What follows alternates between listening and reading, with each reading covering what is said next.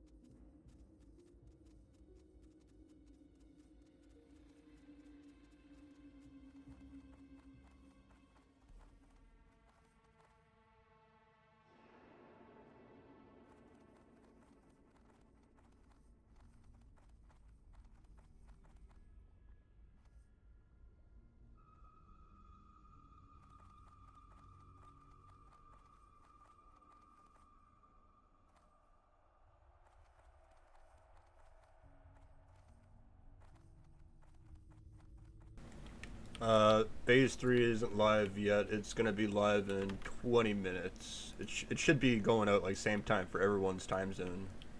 But I'm going off the time zone that they announced, which was PDT. So yeah, in about 20 minutes it'll be live.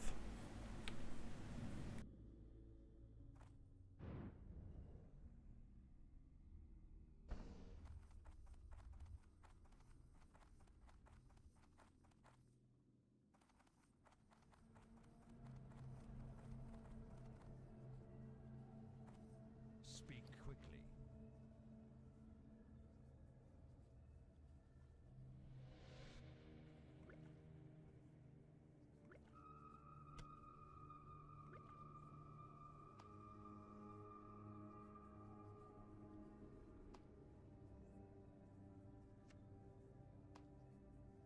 Victory for Sylvanas.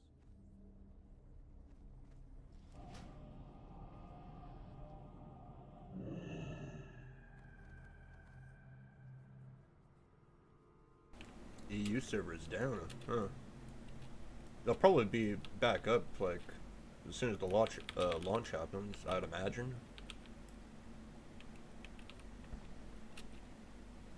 Hmm. Unless you guys just have so much damn people there, or you guys are getting DDoS in Europe. Then again, I feel like Blizzard getting DDoS would affect NA servers as well, maybe. I'm no server tech, I don't fucking know.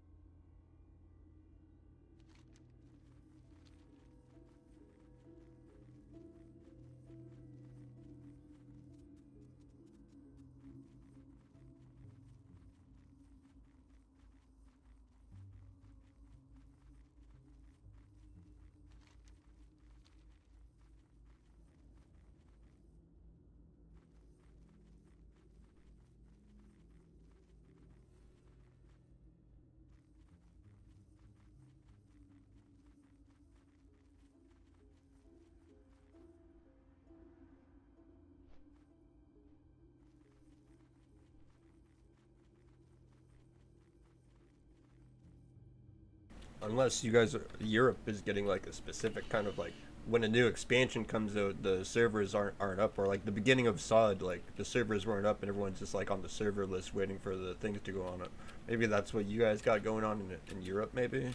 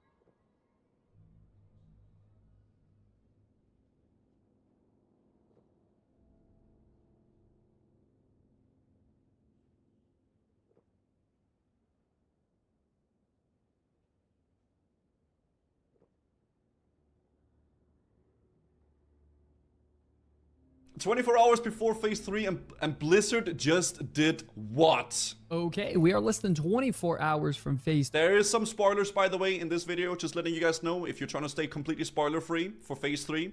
Being launched, and we got some news hot off the press, with Blizzard making a ton of new changes to items and dungeons, set bonuses on our raid gear, more class comments and updates from the developers, WoW's future, Why am I here? community comments, and so much more. My name's Sky for the Comeback Kids. This is your Season of Discovery News. Grab a cup of coffee, sit down. We got a lot to discuss before tomorrow. Okay, you ever find yourself caught up in the daily grind, wishing you had more time to dive into epic RPG adventures? Oh, this is an ad. Too, but fear not, because I've got the ultimate solution for you. We got a mobile game that's been dominating the scene for years, with over 5 million active users, being Raid Shadow Legends. Say goodbye to mindless tapping, and hello to I'm getting a lot of gameplay. If you want to give it a try, use my link in the description below, or scan the QR code on screen now to download Raid and receive amazing benefits. Damn. I gotta say, my absolute favorite feature about Raid is the auto battle mode, where I can conquer dungeons, defeat bosses, and level up heroes while I'm doing tedious tasks like cooking dinner, laundry, or even sneaking in a quick game before bed, man. Adding to 2024, the game released a big update with the Cursed City. With over 100 stages to complete, including new stages where you fight 2 bosses at the same time, and there will be plenty of new quests to complete, and you could even get your hands on new mythical champions. And with Raid's 5th anniversary, they went crazy with the amount of free giveaways for new players. Use my link in the description or scan the QR code on screen now to receive bonuses worth up to $100. That includes amazing goodies and the epic champion Tyrell when reaching level 25, and some more amazing rewards for free. Then once you're in game, go ahead and join my clan, the Comeback Kids, and let's play together. We're gonna play I'll together. be seeing you all in the land of Tyria. Don't forget, ladies and gentlemen, that Season of Discovery Phase 3 will go live on April 4th, 1 p.m. Pacific time worldwide. Additionally, they're going to be doing the same thing they did with, Phase 2, which was simply turn on a switch and activate our XP bar so we can begin leveling just like last time. So just to be clear, there is not going to be any server downtime, and everyone is going to be allowed to be logged into the game beforehand to be fully prepared for the launch. So make sure you're ready for tomorrow. Now, the transition actually from Phase 1 to Phase 2 was so clean. It was actually so awesome. Yeah, I know the whole, dude. I actually am so excited to go raid Sunken Temple like a few times per week, and, Hey Guzu, have you heard about the hole in the middle? I heard if you fall down to it, there's a secret little treasure. Oh, Guzu, don't be careful over there. And it's gonna, every single time, that person thinks they're making the most innovative, amazing joke never heard before. Unbelievable.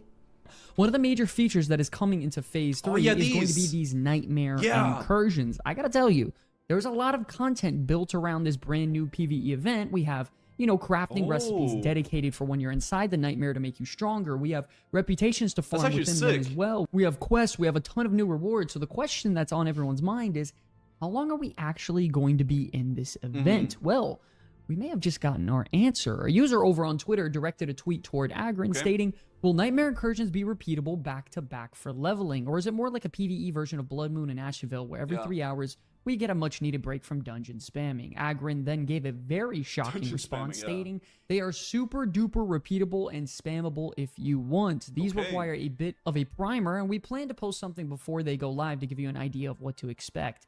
The spoiler hint I'll give ahead of time is plan to group if you want the most efficient path. And this right here... Dude, we should definitely try Nightmare Incursions then, man. Like, I don't even know if I want to start with a Nomer again. I feel like I might just want to go turn in all my quests, then get a 5-man team together and go do Nightmare Incursions. Just to try it out, man. Try the new content. I think that'd be great fun. There's a very, very surprising response because every brand new event... You know what? Frick no more, man. Frick that bozo raid. I'm done with no more again. We need a 5-man team whenever Phase 3 launches.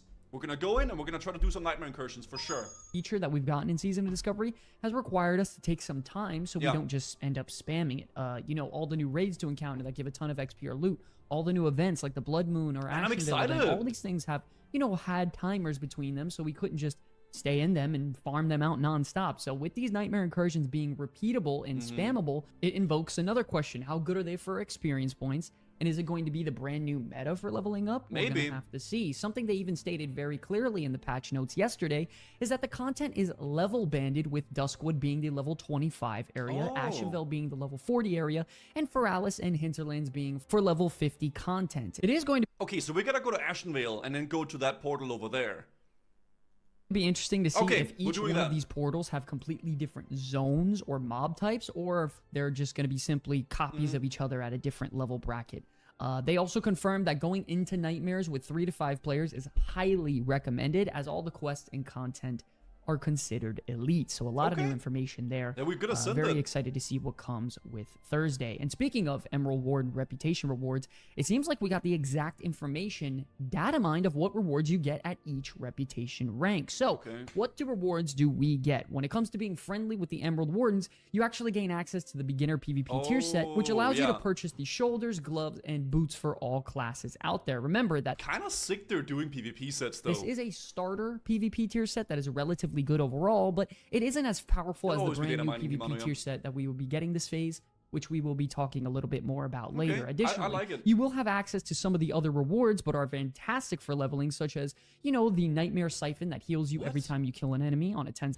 What the heck? Cleans your weapons, remove all temporary enchants. Oh my god, they're doing that?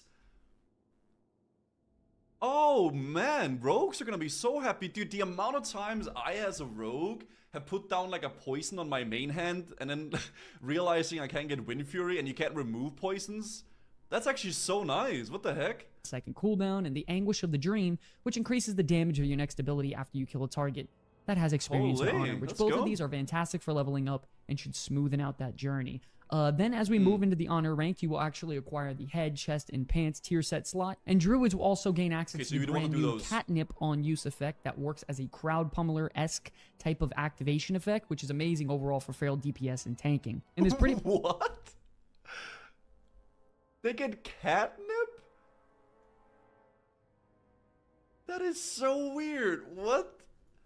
much something they're going to be grinding out as soon as possible when the phase drops. Additionally, you get access to a 12 stamina ring, which is nice as well for PvP. Then as you move forward into Revered, you get the druid-specific mace, which is amazing for feral DPS and tanking, as well as some very interesting items like the Merithra's Inheritance, which has its on use to put somebody to sleep for 30 seconds, kind of like a polymorph, and another chest piece that has a chance to sleep enemies when they attack you. And finally, for reaching Exalted, you could purchase rings that are amazing for physical damage classes as well as spellcasters, a trinket for healers that can increase your healing by 120, and a trinket that has an on-use effect that when you activate it, the crystal resonates in response to the nightmare, which at this very moment, no one really has any idea of what that means, but we'll have to keep an eye on it for now. Either way, I think all these reputation rewards are fantastic, and just know that it isn't confirmed that this is 100% all of the items within these reputation vendors. There could be brand new items that we haven't seen yet or data mined. Like, for example, the Wolf's Head Trophy could be potentially for the Emerald Wardens as well. So this is something we're going to have to look forward to as we head into next phase Thursday. Not only that, some other big news has been very active when it comes to, you know, making sure that we get a solid leveling experience in phase 3 with not only having great loot be acquired from the Nightmare Incursions. Oh, you can actually do BRD. BRD at level 50 is going to be sketchy though. I mean, maybe not if you actually have all that Giga gear from like all the sword stuff. Maybe it won't be that hard to do BRD at 50 even. But there are brand new item adjustments inside of the dungeons as well, such as Oldeman, Zul'Farrak, Maradon, and even Black Rock Depths, if you could believe it. As you could see, the infamous Soul Thraze, the Lasher you could acquire from Zul'Farrak is getting buffed significantly, making it a slow two-handed... Wait, they actually made Soul Thraze good? Holy shit, 3.4 speed? Lowers the target strength by 15 and dealing damage. Wait, it's actually good. Damn. Okay. Because the thing that always made Soul Thrace bad was like the weapon speed, right? Like only really paladins would want to use it, if anything. Sword and increasing its strength by 18 and stamina by 16, making it a highly sought after weapon that requires level 50, which should be amazing for your Prebis. Cool. Items like the Gazrilla Fang getting its item quality bumped up to rare, and a DPS increase. A ton of items getting drastically increased to give stamina or intellect plus spell power, which is generally really good for caster DPS overall. Fair enough. And even inside of Maradon, the Inventor's Focal Sword being changed to a 140 speed weapon and increasing magic damage and healing done, which is perfect for protection and power. Dude, this is like a mage blade. What the hell? I'm moving all over the place. This is like literally a mage blade. That's insane. Paladins. Then you also have the items like the Fist of Stone, which is great for enhancement shaman and protection paladin tanks. A nice fast one-hander that has a chance to restore mana, stuff like that. And then just some general changes to items inside of Black Rock Depths, which is always great to see, by the way. For example, Houndmaster's Bow changing to a 310 speed bow with a 19 rage attack power, which is going to be really, really big for marksmanship, hunter, DPS overall. So I think, you know, the items that we're getting from a wide variety of dungeons is going to really change drastically how we acquire our pre-raid best in slot. You combine... It also just makes it more interesting with some new fresh stuff. Am I going to play Enhancement or Elemental? Bro, I actually don't even know Prellmeister, man. I guess I'll just take it as it goes, right? But it could actually maybe be fun having Elemental Shaman and then a Warrior, right? And then mayhaps a Rogue. That, with, you know, the brand new... Oh yeah, there's dual spec. That's true. There is dual spec. That you can obtain from... But I mean, you will always have a main spec, right? Like, this is your main thing you're doing. The Emerald Warden reputation vendor. There's going to be a lot of different ways to make your character much stronger in a wide variety of content, which is always really, really good, so you're not forced to do one thing. It is also going to be interesting to see that now that we have access to Black Rock Depths, how many players are actually going to be going in there to try and finish the entire dungeon or do some of the quests in there to get some really epic loot, such as, you know, Savage Gladiator Chain, or maybe even Iron Foe if people are, you know, dedicated enough to it. The thing is... Well, you can't use it though, but I mean, I guess you can prep it for phase 4, yeah. Black Rock Depths can get really difficult toward, you know, the end, even from players in the mid-level 50s and even 60s, so that's going to be very interesting to check out what players do. Additionally, coming with this new data mining, Blizzard made adjustments to the item levels and procs of some of the new items coming in phase 3. And not only that, we got some very extensive changes made to the Sunken Temple tier set bonuses for all the classes out there, which is a very big deal, which we'll talk about in a second. But first... Oh yeah, because there's probably a tier set. I haven't seen any of this before right now, chat. For example, we have the Blood Moon PvP Druid Hammer being buffed to 114 attack power and 30 stamina now, which is going to be great for Feral Druids. And their Ancient Divining Rod, which I assume is going to be obtained inside of the raid, being data mined. Items from the last phase, like the Epic Fist Weapon, had a very powerful chance on hit to increase spell damage the target takes by 6%, but now it's confirmed it will only affect enemies of level 45 and below, because it would have been way too overpowered to combine it with the brand new Serpent Striker's Fist, which you acquire from the new Sunken Temple raid as an off. Wait, I haven't even seen this. 1.5 speed offhand, agi, stamina, poison the enemy dealing 50 nature damage, reducing nature resistance by 80, holy nature damage taken by 8%.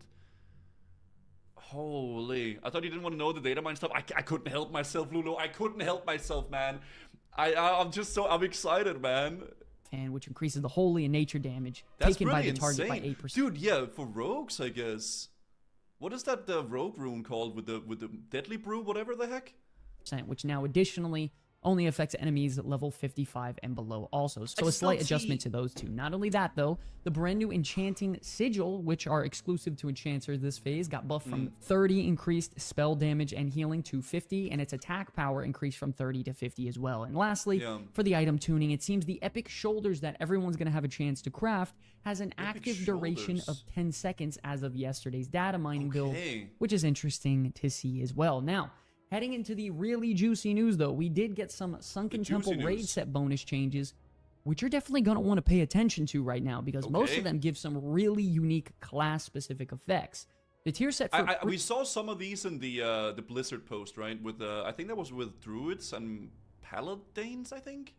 Priest, Mage, and Warlock, from a DPS perspective, now have a chance to cause your target to take up to 50 increased damage from subsequent spells, which seems pretty good at best. I would have liked a little bit more flavor, but we'll get into that later. You then have the Nightmare Garb, which is great for your Metamorphosis Warlock tanks, which now causes your Shadow Cleave to reduce the cast time of your Immolate by 50%, stacking up to 2 times, which is going to be fantastic for their rotation overall and their threat generation as a whole. And lastly, there's a new exclusive preset, which whenever you deal damage with holy spells, you have a chance to gain 60 increased damage and healing for 15 seconds, which can be interesting to test and use as a, smite priest out there. For Restoration Druids, your healing spell critical strikes have a 50% chance to activate Dream State, which is great for mana regen. Balanced Druids got a little bit scuffed with their tier set, only giving you, Wrath and Sunfire critical hit chance by 3%, which is a little bit boring and unflavorful in my opinion. But then they heavily make up for it with Druid, with Feral Druid getting 2 different set piece bonuses, with one of them being the Power Shredder, which Shred reduces the mana cost of your next Shapeshift by 30%, which... What? Reduce the mana cost? Oh shit, so you can just like power shift, and then when you have the wolf shit helm as well, you can go giga hard with it, right? Is massive for power shifting overall as Feral Cat DPS, and the Precise Claws set, which increases your chance to hit with all spells, so you don't get dodged or resisted. There's no wolf shit helm? As a bear tank, which is good as well. When it comes to Rogue, they're trying to give them some more utility, it seems like, by making your Backstab and Sinister Strike cause the target to take 7 more damage from all sources for 30 charges, which has the potential to be good. It's like a hemo, basically, built into your Backstab and Sinister Strike. I think. So Rogue mains out there, you're going to have to let me know what you think about this in the comment section below, because I'm pretty sure you would want just more damage for yourself rather than having more utility for the raid. Hey man, who the hell plays a Rogue for utility, man? Hey man, it's all about me, baby, okay? I don't care about any of you guys. It's my stuff. No utility here. Restoration Shaman's got the Emerald Rain set, which is very, very massive. It reduces the casting time of your Healing Rain by 100%, which could really increase their healing overall in a raiding environment, especially since there are 20 people now within a raid. Hunters and Shamans got the Fiery Strength tier set, which whenever you deal fire damage, you gain 7 attack power, stacking up to 10 times, which is great, and a general large DPS increase for, their damage overall. And then new Paladin set bonuses for probably a Holy Shock build, increases their Holy Spell critical strike chance by 3%, which seems kind of boring in my opinion. Moving on, we then have Elemental Shamans. They got a chance on spellcast to increase their nature spell damage and healing for 10 seconds, which is general DPS increase, kind of blech. And lastly, for Marksmanship Hunter, you got something very interesting, which is the Striker's Rapid Fire set, which reduces the cooldown of your Rapid Fire ability by 2 minutes. And if you combine that with their brand new rune, your Rapid Fire ability can be on a very short 1-minute cooldown, which is going to be really, really interesting to see heading into this next phase if their damage is going to be increased in boss fights. When it comes to Holy Paladin, though, I think they got the worst set bonus of them all, which makes your Horn of Lordaeron ability actually reduce the cast time of your next 2 Holy Light spells by 0.2 seconds, which feels... Okay, that doesn't feel that much. Pretty bad, in my opinion, considering they spam Flash of Light for most of their rotations. So Holy Paladins, you gotta let me know how you feel about this one in the comment section below. Am I wrong? Am I right? Wait, what do you guys think? What? Gives it 5% chance to get an extra attack on the same target after dealing damage with your weapon. Wait, warriors get like a Wind Fury set bonus?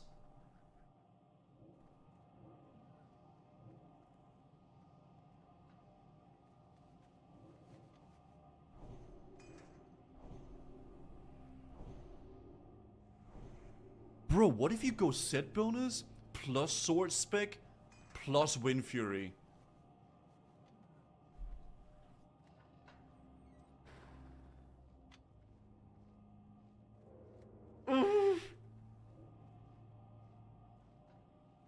That sounds so fun. Oh my god, that sounds so fun. You go kebab, yeah. Yeah, dude, I know, I got another thing. Listen, man, I'm doing Shaman then Warrior. That sounds fun.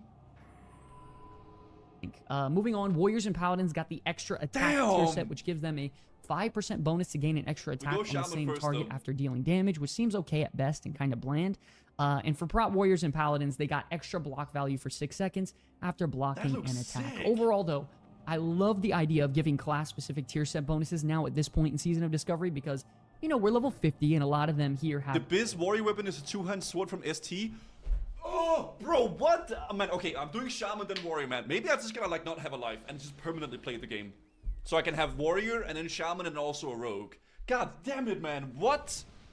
Immense flavor involved with, you know, the class-specific gameplay interactions involved with them, which I'd really, really love to see. But there are a couple of them that stand out that are really boring and stale. For example, the Shakanin one, the Balanced Druid one, things like that. It just feels really boring. I feel like there's a lot of opportunity to make much more, like, creative options for these specs like that, and I really hope they change it as we head into the next phase because a lot of these seem very, you know, game altering. Like, for example, the instant cast Healing Rain is a massive deal for Restoration Shamans, and the reduced shapeshifting for Pharaoh Druids, the instant immolates for Metamorphosis Warlocks, it's really, really big, and it helps them immensely in their rotation if they manage to get their hands on these. So hopefully we can get more like that in the future, but overall, very big W. Really, really happy about this. Let me know what you guys think about it in the comment section below. Now, another big feature coming to Phase 3, as we all know, is going to be dual spec, and it seems that the dual specialization trainer location has actually been found temporarily because the dwarf is located at the top right of Teneris at the Steam Weedle port.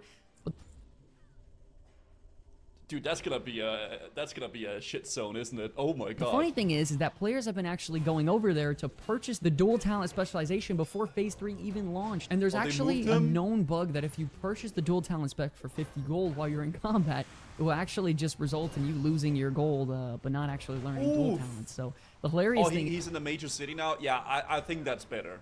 Is that Blizzard took notice of this and actually removed him from the game and moved him to Ironforge and Orgrimmar, as you can see on the patch notes here. And he should be available as of today. So if you're watching this video, go check it out. Let me know if it's happening right now. Not only that, it seems that Blizzard sneakily added some brand new supply reputation rewards from the Waylaid supply vendor. And no, sadly, they aren't brand new heirlooms. But they are some pretty interesting, fun, interactive items that are actually a brand new bush and crate disguise for you to use. As you can see on screen, they have a freaking Blunderstorm, man. Okay. The brand new bargain bush and empty supply crate disguise that you can transform into, which is, I guess, pretty interesting to see, to say the least. Yo, who's down for some prop hunt in World of Warcraft? Hey, gamers, let's do a little prop hunt. Barth of the Warrior thing with the tier 1. I hope they continue to add more reputation rewards for these vendors because I think it's a great opportunity to have more players participate in more reputation events if they want additional content. Now, talking back about the PvP honor system on how it's getting changed for Phase 3, with players now having the ability to rank up in the PvP honor system with the rank now cap being at rank 7. Additionally, they did confirm that the new set of level 50 gear has been added to the PvP vendors inside of Stormwind and Orgrimmar, where you can buy boots and gloves that are available at rank 5, shoulders and legs that are available at rank 6, and chest and helmet available at rank 7. So, if you're looking to get those brand new PvP rewards, make sure you head to the main PvP vendors in Stormwind and Orgrimmar. Now, I think a lot of people probably just pre-farmed this already, right? Yeah, just farm your 110k honor beforehand, and you're gonna get it fast. Now, lastly, I know for a lot of you warrior mains out there, they are really dreading the idea of using gladiator stance this phase because you simply just don't think it'll be good, but we might have something for you that could help you out. A post that was directed toward Agrind over on Twitter stating, "It appears you're adjusting shield slam scaling. Please understand that simply giving it better scaling with shield block value won't be enough." Dude, I remember having the time of my life in Wrath, like shield slamming people with like full armor penetration gear, man. Shield Slam was just hit for like 10k. It was so sick. To make it outperform as a tank spec. Agrin then replied stating that Shield Slam threat generation has been redesigned and will post more about this sometime soon. And of course, we actually got that post yesterday with them stating in the patch notes that Shield Slam's bonus threat calculation has been redesigned for Season of Discovery, and it now gains a percentage bonus to threat that will allow it to scale as tank damage and block value increases. Additionally, Shield Slam gains double the benefit from block value, meaning that a single point of block value increases Shield Slam damage by 2 rather than 1. So for example, we're starting to get shields heading into this phase that will give us around 50 to 60 block value, meaning that our Shield Slam damage will be increased by roughly around 100 to 120 every time you use the ability, which seems pretty solid for a tanking ability that can be reset constantly due to your runes. Once again, you warrior mains have to let me know what you think about it in the comment section below, because I think warriors have the opportunity now that we're, you know, getting into the end game of Season of Discovery, that they could be one of the best tanks out there, and I got my money on them heading into this next phase. So I'm the boomers are gonna be happy, man. Prod warrior with a shield as the top tank. That is like the boomer dream, man. No more these like Zoomer dual wield fury tanks. Back into the old school shield and sword, and just go in, man. Really personally excited to see how this class pans out. And finally, for the last bit of news today, we got a huge interview over from IGN with Kungen, son of a bitch. Amen. Yeah, Kungen comes back. John Haidt, the general manager of World of Warcraft, talking about the next 20 years, discussing new movies, future games, and Season of Discovery. Very, very interesting stuff here. Let's dive right into it. He was asked about Season of Discovery's success potentially going beyond level 60. He states that, I think there was going to be things that will repeat, and then there are going to be things that will evolve. We're still seeing how players are responding to it. Should we do a new incarnation of it, or maybe one that we should repeat this cycle? What's fun is that I think they should do a new reincarnation on it. I think they should take all the knowledge and all the information they got from this and then work on a genuine like classic plus in the vanilla world, right? I think that could be the goated way of doing it. TBC, you guys think they should do TBC plus instead? Like go from there and then do into that? I personally think like taking all the information and going into the vanilla world and making actual classic plus would be the way. I think that's what I would think would be sick. The classic team itself has really involved players. We turn them loose, and they're the ones who came up with the hardcore mode and Season of Discovery. I don't know about you, ladies and gentlemen, but I'm personally really hoping that they take Season of Discovery and expand upon it, rather than just making it like a reoccurring seasonal thing. Don't get me wrong, I love a bunch of different versions of World of Warcraft to play, but for some reason, Season of Discovery has really had me hooked on World of Warcraft, which I haven't really felt in probably about 5 years since Classic World of Warcraft was released back in 2019, and I'm really hoping they take some risks, expand upon it inside of Azeroth, and get creative, because I feel a lot of players out there love Season of Discovery, and they wouldn't want to play anymore if Season of Discovery ended and just wrapping up and there wouldn't be any expansion within it. I mean, how many of you out there are paying for a World of Warcraft subscription specifically to just play Season of Discovery? Let me know about it in the comment section below, because I'm really curious. Additionally, they were asked on if they were open to World of Warcraft being licensed to other indie studios, similar to how like Riot Games has done it in the past, so they can make many more games for their fan base. Heights actually responded to this, that they were certainly open to people who really get it and have cool ideas about how to express Warcraft. He states that, I think if we found the right partner and found the right situation, I think that ideal partner for us to work with, and we're open to something like that, but that's relatively new for us. There's that's a very long way of saying probably not for a very long time. A lot of boxes that need to be checked, but that's probably a pretty small list. Now, personally, I love what Riot Games has been doing when it comes to making all these brand new games and getting the help from these indie companies. You know, for example, I have not seen any of these before right now. What the heck? I literally just, I've never seen this before. That's how? I don't know. I mean, I don't follow League too much. Maybe that's probably why. Example, you have the Song of Nunu. Those are kind of good. Okay, I've just never seen them. I'm not a classic Andy. I just never saw it. You know. The Ruined King game based off League of Legends, for example, that are both really cool and fun to see and give so much flavor to the universe. I would love for them to come out with some new games that I can just casually play on a Nintendo Switch, or just, you know, chill out with my girlfriend and play, for example, to get her more involved in my WoW life, because I think WoW is a lot to get into, and get her addicted. Yeah, that's a good that's a good shout. It's a lot on the brain, and it's kind of exhausting.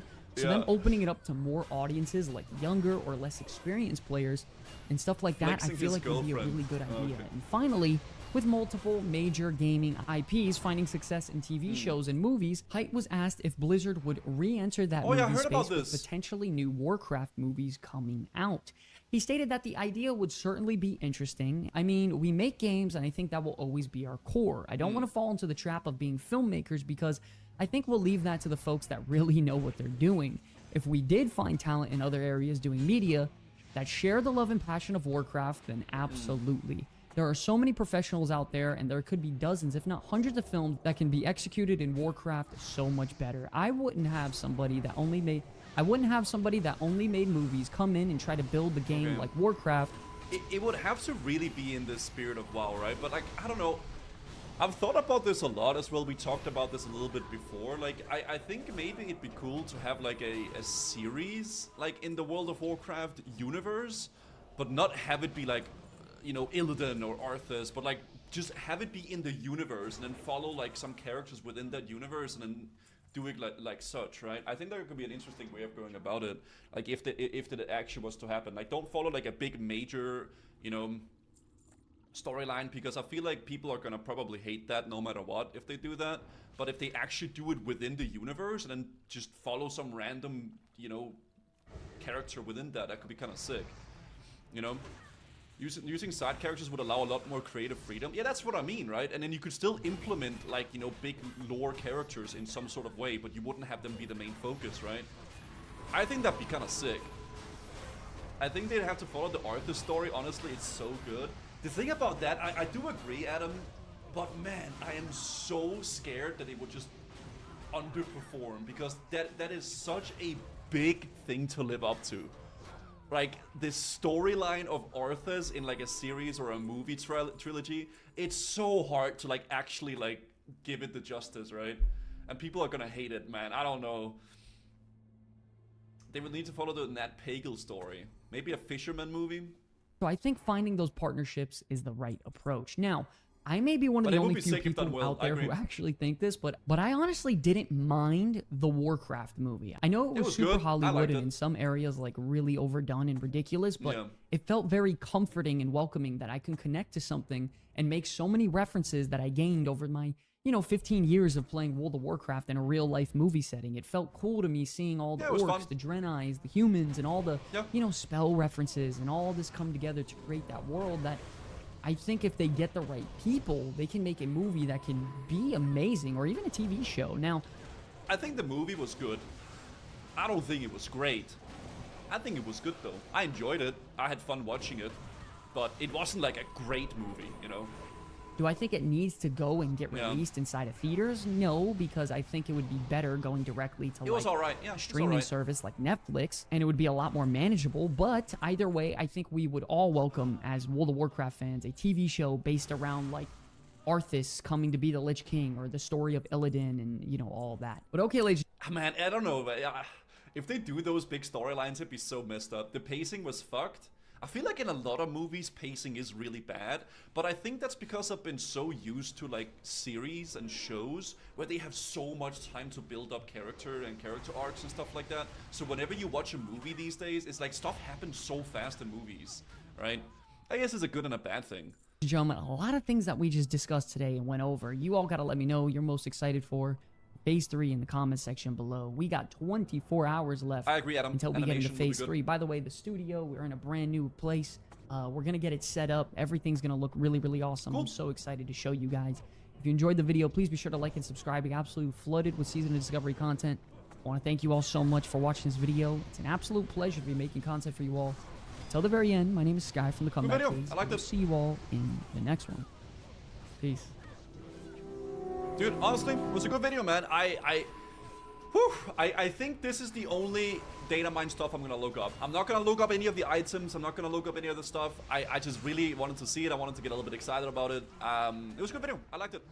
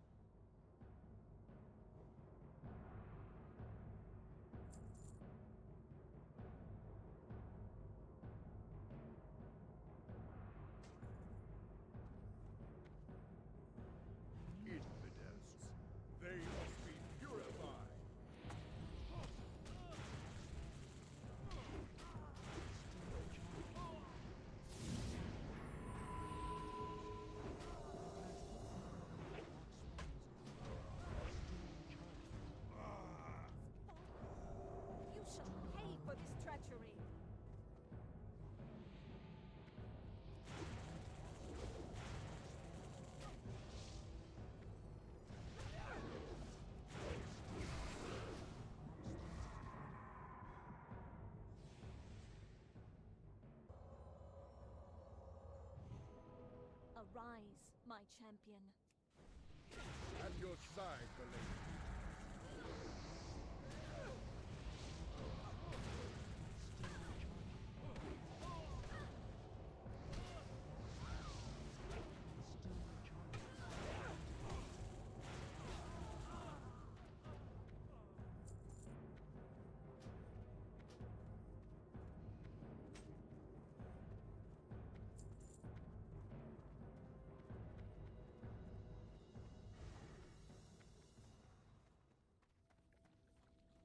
I can't put that there.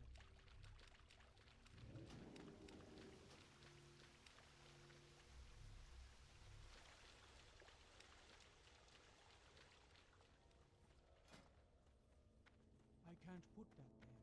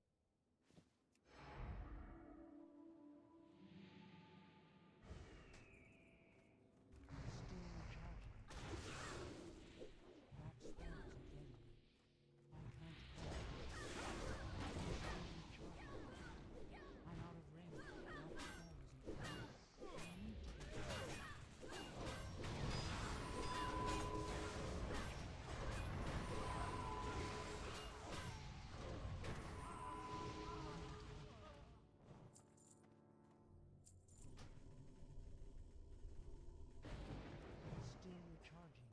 It's too far away.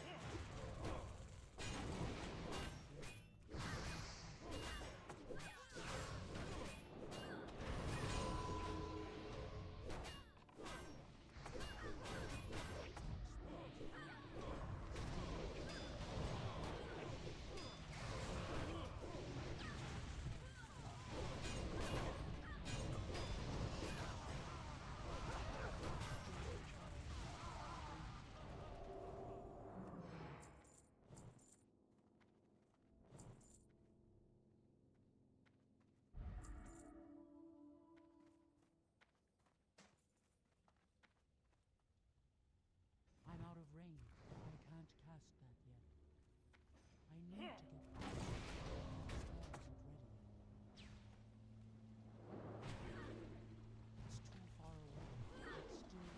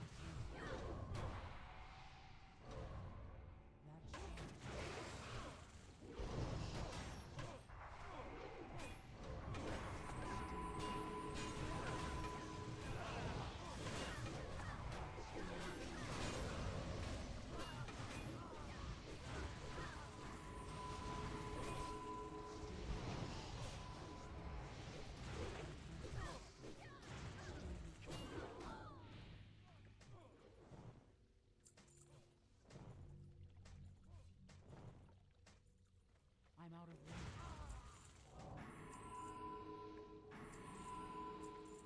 That spell isn't ready yet.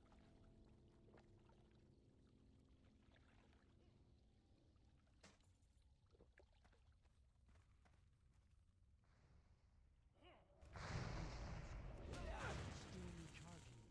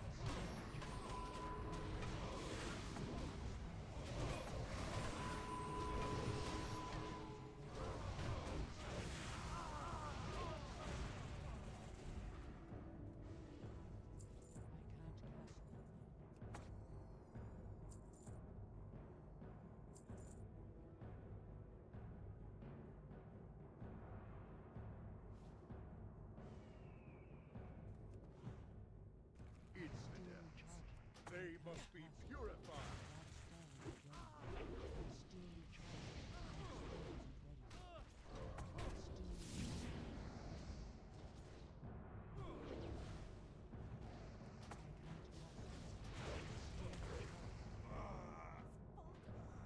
You shall pay for this treachery. It's too far away.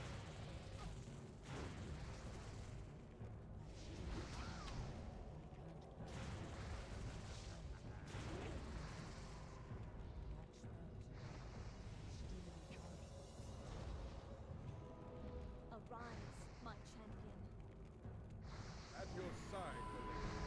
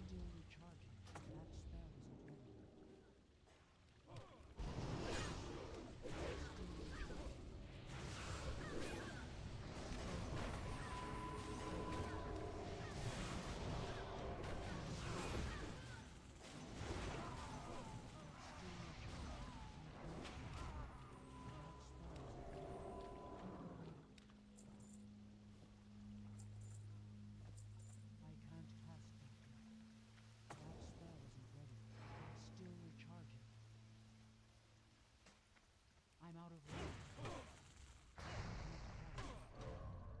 That's still recharging. That spell isn't ready. That's still recharging.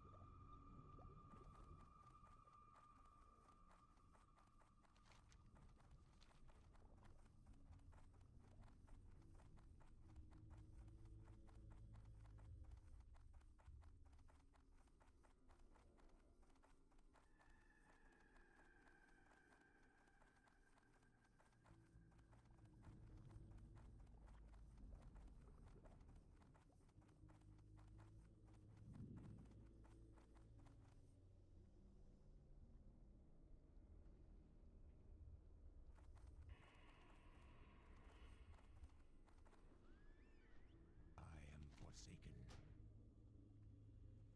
Watch your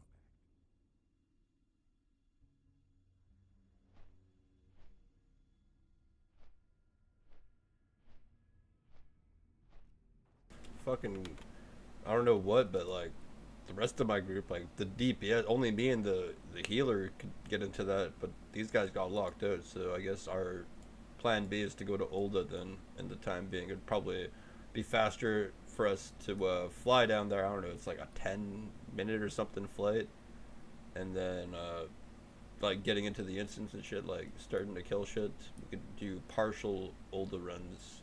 I know it's possible to do the whole thing at 40, but that's gonna take too fucking long. Like the last boss fight is like yeah, it's a 10-minute fight, so in itself, like, we'll probably do partial older runs for the time being here.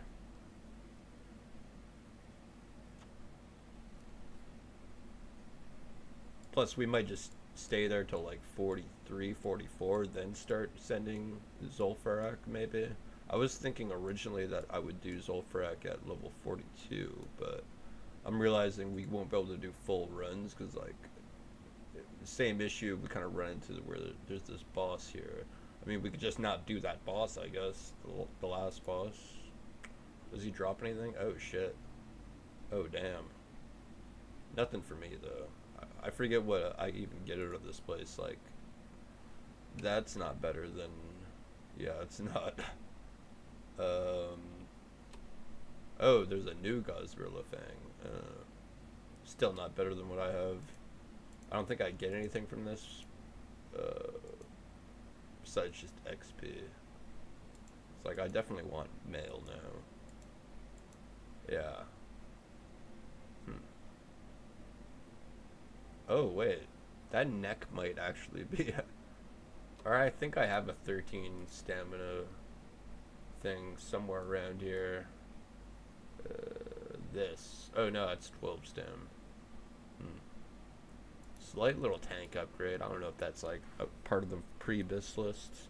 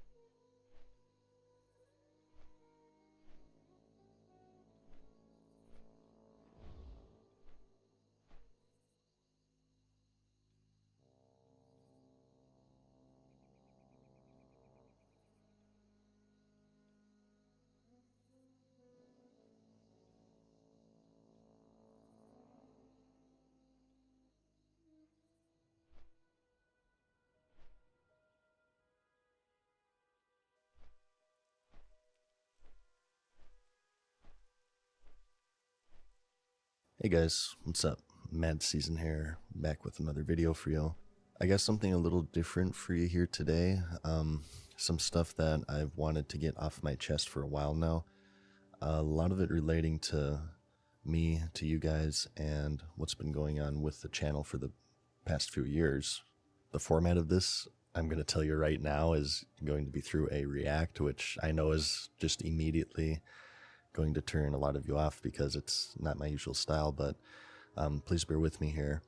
I honestly feel like this is the best way that I can express myself here. We're going to be watching a video by Rax and Terex, who is an RPG channel here on YouTube.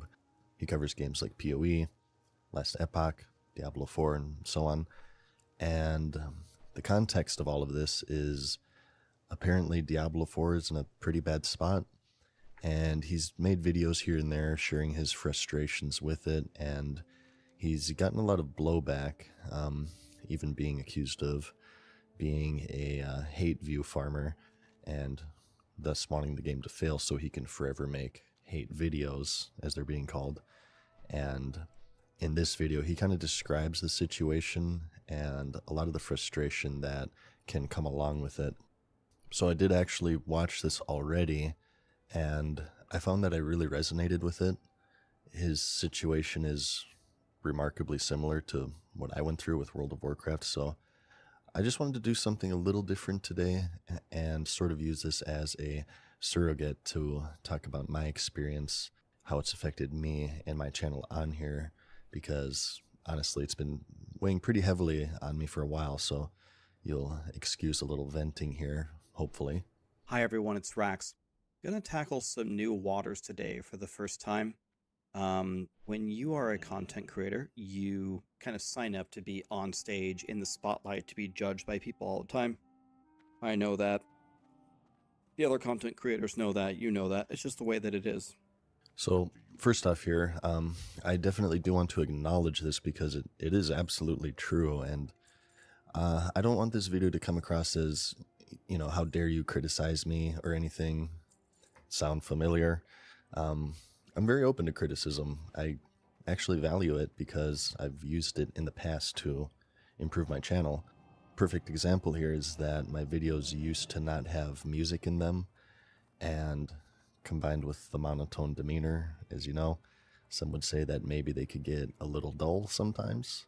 Well, one day, someone in a not so constructive way told me that I should KMS for not having background music with such a monotone voice. Yeah, not even joking. So, you know, the first thing I did was ban this person, of course, but I mentioned in the last video, the Diablo one, that one of the most important skills that you can have in any creative work is to be able to extract useful change, even out of unconstructive criticism. This comes from personal experience. From this comment, I actually did start putting music in my videos, and today, a lot of people even say that it's one of the best aspects of my videos is the music and how I use it and how it's composed and everything. So I just want to make sure that in this video, I don't come off as just completely resistant to what very well may be good-natured and honest constructive criticism. I do value that highly, actually, and I think my track record supports that. I think I made a lot of changes to this channel based solely off of feedback from you guys. Today I'm going to break a golden rule that you're supposed to follow, and that's when there are a bunch of people talking negatively about you, what you're supposed to do is you're not supposed to engage with it. You're not supposed to quote-unquote feed the trolls. But I think in this example, I think some people genuinely believe something that I do not agree with. So I wanted to make a video and had a calm and civil discussion about it. And as you might have been able to tell from the title of the video, there is a Reddit thread called, after watching a couple streams and videos, I've come to the conclusion most content creators do not want games to succeed. And this is dealing with Diablo 4, right? And then I'll also say right now that I don't really know what's going on specifically with Diablo 4 other than it's struggling. I know some of the general stuff. my experience with Diablo 4 was that I didn't buy it at launch because my confidence in Blizzard at this point was extremely low. But all of my friends did, and it was popping off at launch. Everybody seemed to love it.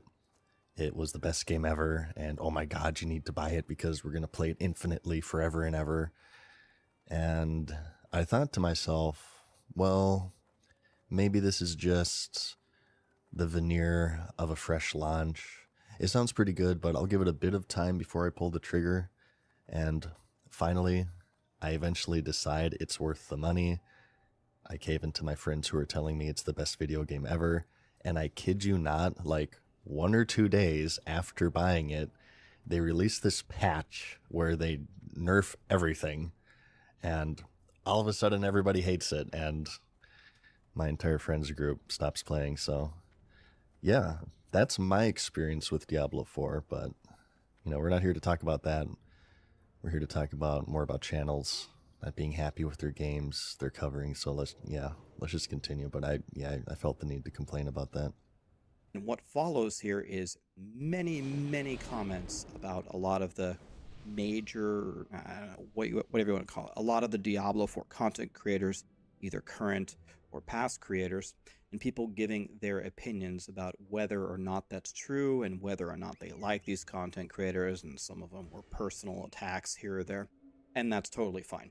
But I would like to have a conversation about this idea that we want games to fail, and see where we can get through that and present my side of the story, if you care to listen.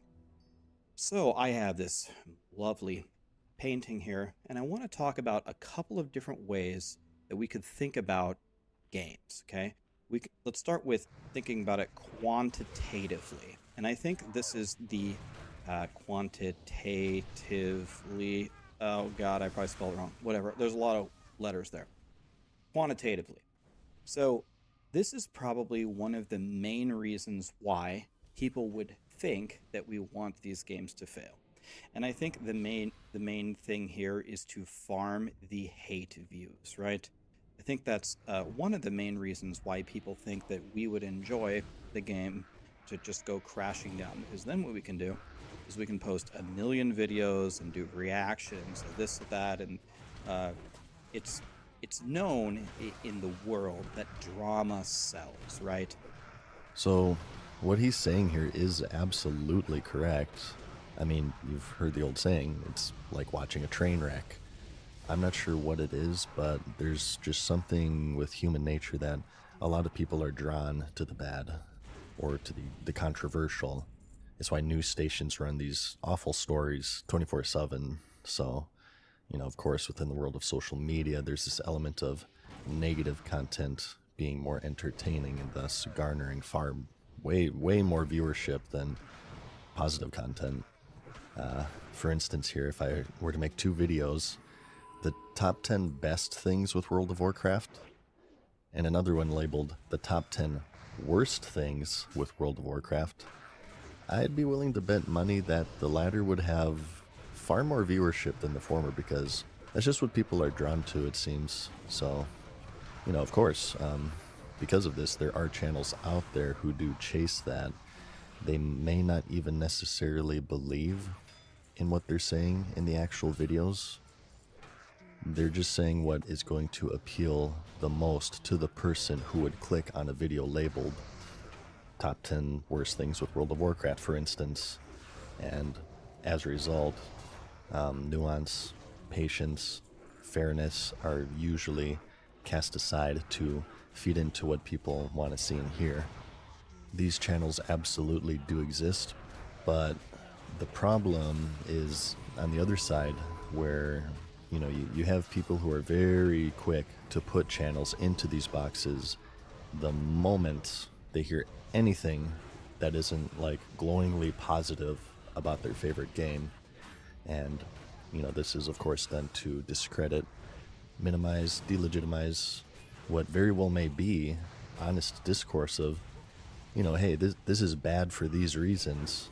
What happens is that they don't actually have an argument to counter what is said in the video, so they just, in a very disingenuous way, they label that channel and that video as hate view farming, and then they move on because, well, it's much easier to do that. Like a news outlet, for example, you very rarely turn on the TV at night and hear, oh, a puppy had a great day today. It had a nice little steak, went on a walk, played ball, and then he took a nap. No, it's this, the murder suspect killed 10 people, this or that, or this or that, right? So the drama sells. So I'm going to talk about myself here. I'm not going to bring the other content creators that are involved in the thread into this. They can address this if they would want to. But the interesting thing for me here is the style of content creator that I am. I played Diablo 3. I've been making content for 5 years. For 4 of it, I played Diablo 3. And I made almost 1,000 videos on the different seasons about build guides, tier lists, leveling guides. Occasionally, I'd post like an achievement that I did. Maybe I got a rank 1 or something. But most of my content is guides. And I can count the number of reaction videos I've ever posted on my YouTube on one hand. I think it's actually less than 5 videos ever.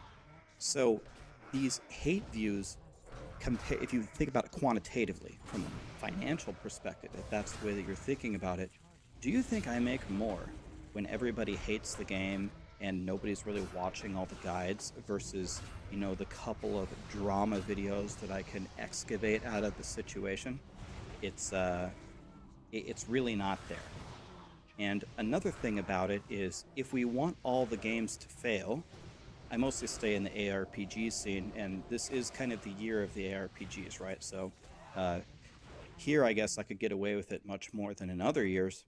But if you think about it, if Diablo 4 and PoE and Titan Quest and Last Epoch and Grim Dawn, if all of those are doing well, doesn't that just financially make my life a lot easier?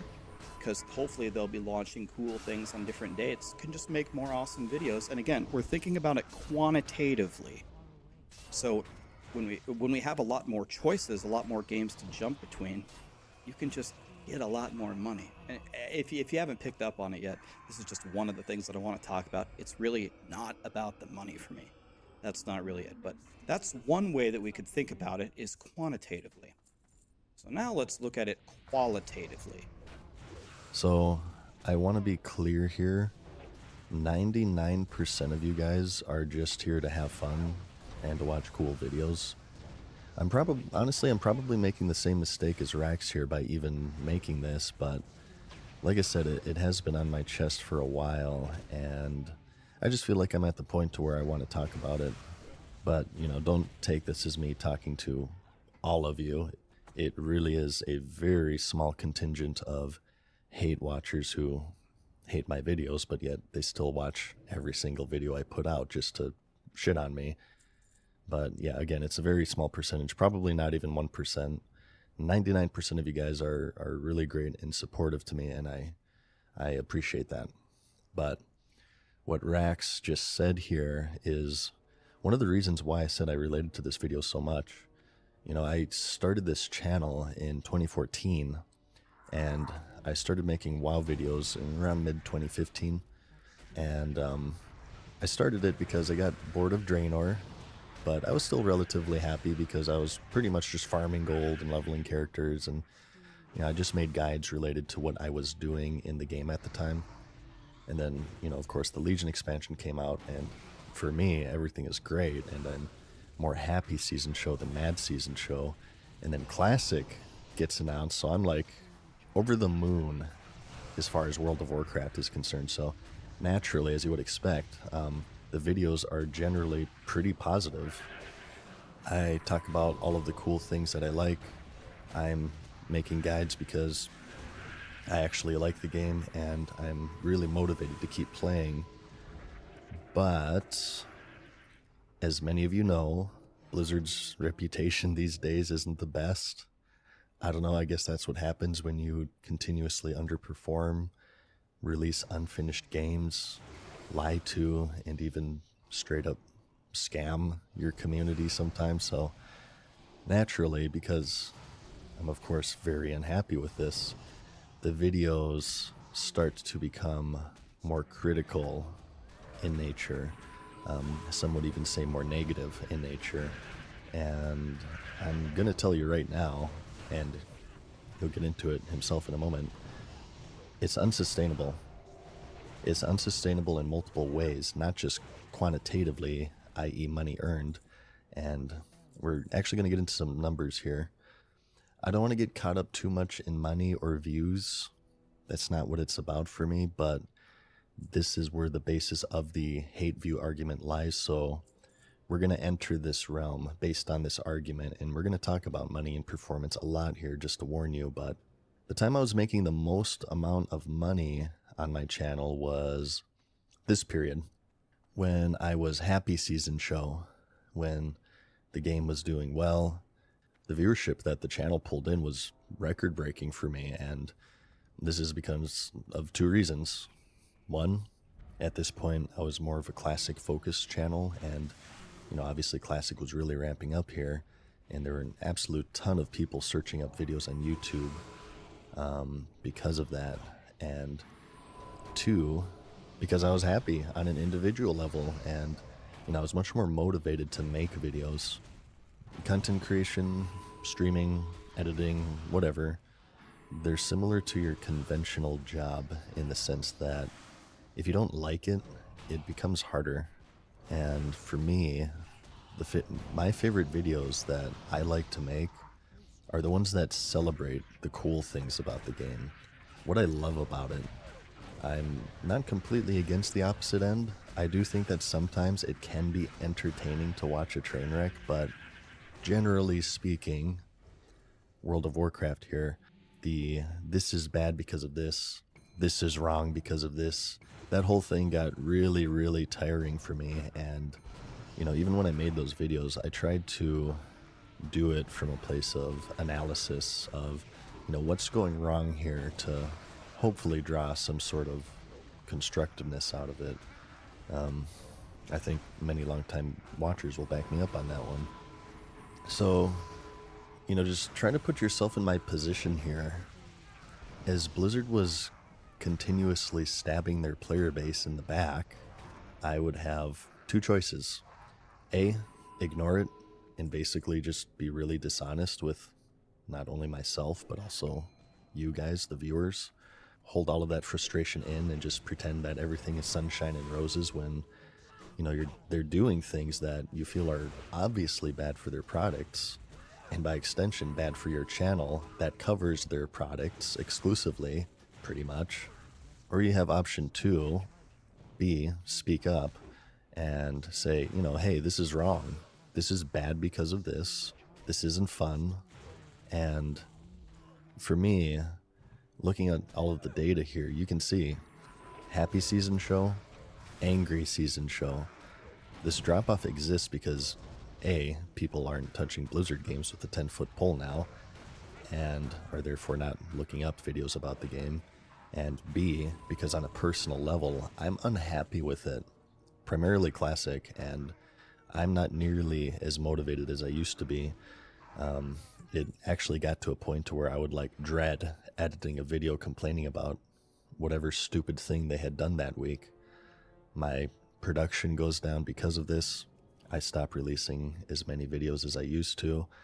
I quit making videos about it for 2 years because I was that unhappy. So, if I was this hate view farmer, which a lot of people were labeling me at the time, this is where logically, based on their own logic, I would have increased production. The more Blizzard screws up, the more content there is. It didn't happen because, again, I wanted the game to do well. It was in my best interests, not just quantitatively, but qualitatively. So, this argumentation of chasing hate views, yeah, of course there are channels out there, but one of the really frustrating things for me was that I was starting to get labeled as one of these channels because my videos were becoming more critical and negative. So, people started to chalk me up as, oh, he doesn't actually care about the game or any of this. He's just farming views. And I'll tell you something. There's not a single person on this planet that makes a 1-hour video complaining about a level boost and how it will lead to a WoW token if they don't care about the game. Oh, and by the way, I was right, and I told you so. Anyways, let's continue. Okay, qualitative. Why did I sign up to? I'm not gonna finish it. Qualitative. So, one thing to understand is me sitting here as a content creator in a chair with a microphone, mouse, and keyboard playing the game. I'm just like you. I'm just a person. And just like you, with whatever job or occupation that you might have, if you don't like your job, then it sucks every day waking up and going to it. It's the same idea here. And one of the pieces of that is if you wake up every day and you feel like you have to stream a game that you don't like, then your job just sucks and you don't enjoy it. Exactly. Like I said, something that I used to love started to become miserable for me, and it's a large reason why, I ended up quitting for 2 years. So you might think, well, then just don't stream the game that you don't like. But as well as I know, most content creators are kind of bound to a certain game or a certain category, because usually the moment that any content creator goes variety, it's the death of their channel. This is 100% true. Now, I love my channel. I'm very happy and grateful to be where I am, and that, you guys give me your valuable time so often. But if I could change anything, it would be that I would have sprinkled in more videos here and there, non-WoW videos that is, so I wouldn't have developed myself into such a niche. Now, personally, I don't think I have it as bad as some other channels out there. I'm actually very happy with how my non-World of Warcraft videos do. I mean, I made videos to an audience of under 100 people for years. I make them because I like making them.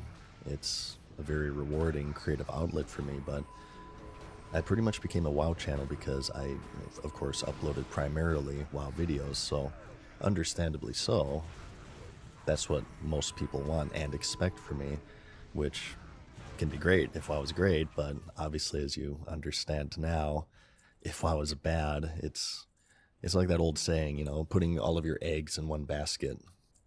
Since then, I've made more efforts to kind of explore stuff outside of World of Warcraft, and overall I think I've been pretty successful, all things considered, and thank you for that.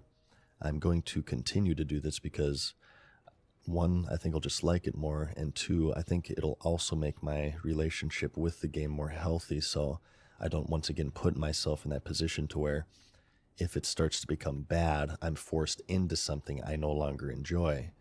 Right now, I'm enjoying Season of Discovery and Hardcore, but, who knows in the future? It could take a turn for the worse if they, I don't know, maybe they'll release a WoW token for it or something and kill my desire to play it. So, if this were to happen, if I'm more of a variety channel, I can maybe take a healthy break, relieve the burnout, and return to it later with a mindset that isn't so pessimistic. I think that's a healthy approach for any channel to have, because what often happens is that when you're so reliant on one game, you lose touch with your viewers. The channel plays the game for a living, and the viewer, of course, plays it for fun whenever they have the time. So something may be this huge problem for the channel, like the level boost would lead to the WoW token, which removes all reason to play the game. Told you so, by the way. But for the viewer, maybe it's not such a catastrophic thing. They just quit until a different version comes out. And, this is a luxury that the channel forfeits as soon as they make that leap and they make a living off of one game. They lose the ability to do that. So, for me here, just speaking broadly, while you will see WoW videos here and there, I still have a lot to say about it, and I'll always have a soft spot for it. I would like to break out of this niche that I've built for myself. Particularly, I want to get into the video game review scene, and the very next video after this will actually be one of my favorites, so keep an eye out for that if you want to see my take on reviews. Because it's just hard to get your audience to stick with you if they've got to really like your personality. If you can stream a different game every day of the week and you can still retain your audience, you have absolutely made it, and you're in the 99 or you're in the 1%, which is incredible. And I do not think that I am there, nor do I want to be there. I don't like streaming a different game every single day. I would be happy to play multiple ARPGs and learn as much as I can about them, but I don't want to play a new game every day. I don't want to be a variety streamer. It's never been a goal of mine. But that's just one of the things. Consider the audience. You want to know what was even worse for me than Diablo 4 not meeting my expectations? Was every single day, even if you are okay playing Diablo 4 and, you know, trying to learn more about the game, I made 15 100s. I played a lot, and some of them died on the way from hardcore. I was playing on hardcore. So it was even more than 15. I made a lot. It's when your audience is negative toward the game too. And, you know, some people are always going to be negative. People make fun of PoE all the time. People make fun of Last Epoch. But the level of negativity in the chat all day long, it wears on you. And Misery loves company. Again, one of the reasons I mentioned in my quitting video why I quit is that because, you know, Blizzard was just continuously screwing up and self-destructing. And because I was continuously making videos about it, I slowly watched my community also transform from people who loved the game to people who were about as jaded as I was. And that wasn't a good feeling. Again, my favorite videos were the ones that were celebratory in nature. You know, this is what we love about it. Being able to be a channel that can bring people together over a combined love of something is way more satisfying to me than being a channel that brings people together over a combined dissatisfaction of something. Negativity absolutely rubs off on others, so another reason for my quitting was being forced into these two choices. A, ignoring everything, which, as we discussed, that isn't honest, and that's not me. Or B, making yourself heard, but in the process of doing so, making pretty critical or pretty negative videos and, you know, kind of turning your community into something that you don't want it to be in the process. Well, I chose the hidden option, C, which was take a break and come back when I'm not feeling so jaded and burnt out. And, you know, luckily for me, you guys are very patient and understanding, and you waited like 2 years for me. So, again, I would like to express my thanks for that here. And in the thread, the one thing that a lot of people have correctly identified about me personally, whether they like me or whether they don't like me, is I am not an overly emotional person. I feel like this guy might be my spirit animal. Someone made a comment about me. It's like, I've seen Rax get, you know, multiple rank 1s in Diablo 3 and he never cares. Like, it's rare that you even see him crack a smile. Okay, so that makes me smile. That makes me laugh. But, you know, it's just, I'm not an overly emotional person. But when almost everyone in your chat is just saying over and over how much they don't like it, it starts to wear on you. It does. It does wear on you. And, you know, I'm a big believer in owning up to your own actions and taking responsibility for your own behavior. But I felt like near the end of my coverage there, things were starting to get too negative as a whole. Not just the game, but the channel and the community surrounding it. And, you know, again, that's one of the reasons why I put a stop to it. Another thing is just not just the streaming part, just consider how much harder it is to make content. Do you know, I genuinely started to worry because everything started to feel so negative. It was like this tornado of negativity. I honestly wondered if there would become a point where I would post just keep making a guide, and people would start saying, why the F are you still making guides on this game? You're actually pissing me off that you're still supporting this game. And I actually started to wonder. It's like, wow, can I make another guide without upsetting people? And so qualitatively, when everything is going bad, it sucks. It sucks for you guys. It sucks for us. And then the people like us, the content creators, a lot of them, I can't speak for all of them. Me personally, I'm sick of the negativity. And then a viewer sick of the negativity sees more negativity on the YouTube or on the Twitch and then concludes that this content creator is just feeding into it. So this actually happened to me. Apparently this hasn't happened to him yet, but as things started, for me, when things started to get really bad, even on videos that were completely unrelated to critique of the game, like a guide, for instance, some of the comments would be like, you know, why are you still playing this? This game sucks, etc., etc. And it can be a pretty demotivating thing to deal with, to feel like, you know, you're the only one who's into it. Being a Blizzard content creator was kind of a struggle sometimes because there's this trickle-down effect with controversy. Perfect example, when the Blitzchung thing happened, he got banned from the Hearthstone tournament and they took away all of his prize money. I happened to be streaming Classic during that time, and what happened was my chat was brigaded with hundreds of people telling me how horrible of a person I was for supporting evil Blizzard, stop streaming, delete your videos, stop supporting China. Funny enough, all of these people were typing this on their keyboards that were made in China, sitting on their chairs that were made in China, and looking at their monitors, which were made in China. So, you know, if they really cared, they would gather all of the things that were made in China in their house and throw them in the trash and never buy them again. But, you know, why do that when it's much more convenient to harass strangers over the internet? That way you don't actually have to inconvenience yourself. You can just make yourself feel superior without actually having to do anything. But I digress. But anyway, my point is, it got tiring.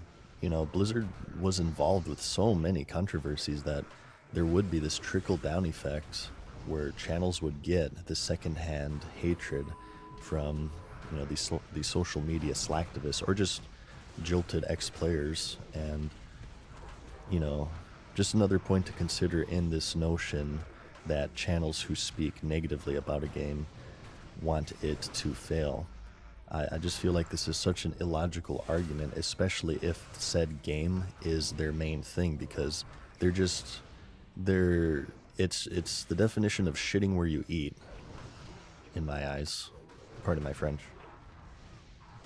But it wasn't that I was feeding into the hurricane of Diablo 4 bad. It's I was genuinely exhausted and couldn't continue anymore, and I was disappointed. I was feeling negative about the game at a certain point, and then I voiced that opinion. So it's not a secret. It's not like, oh, I've noticed that Rax is getting negative toward Diablo 4. You're right. I was getting negative toward Diablo 4. So I wanted it to get better. It did not meet my expectations. Something I'd like to say here as well, with, you know, people who have a big problem with negative content. How many negative videos do you see about From Software? Not really a lot. Probably a reason for that. Probably because From Software didn't consistently release unfinished games, lied about things in their games, or scammed their audience, cube crawled around their offices. You know, I don't really know the dynamic of Diablo 4 videos on release. I wasn't watching them, but judging from what all of my friends were saying, I have to imagine that things were generally positive. People seemed to love the game, and, you know, this quote hate campaign only started after they released this atom bomb of a patch that just nerfed everything to slow people down, because it didn't actually have a compelling end game, because once again, they released their game before it was ready. You know, another frustrating thing about this whole dynamic is that people who have a problem with this negativity, they misdirect their frustrations to these channels when their problem should have been with Blizzard. You know, if they didn't do consistently stupid shit, there wouldn't be any content for these hate channels to farm, now would there? It's the definition of shooting the messenger. And, you know, in these people's minds, even though they won't ever say it, what they really want out of these channels is to just completely ignore the dumpster fire laying behind them, lie through their teeth that everything is great and grand, and essentially be just totally dishonest with their viewers for the sake of not damaging their insecurities, because they're such fanboys that they've lowered their standards so far that they're willing to defend mediocrity, which changes, guess what? Absolutely nothing. You know, this is a publicly traded AAA video game developer, which obviously and understandably operates on the principle of profit. The more players are playing, the more money they earn. So by not calling them out, they're actively hurting the developer that they think that they're defending.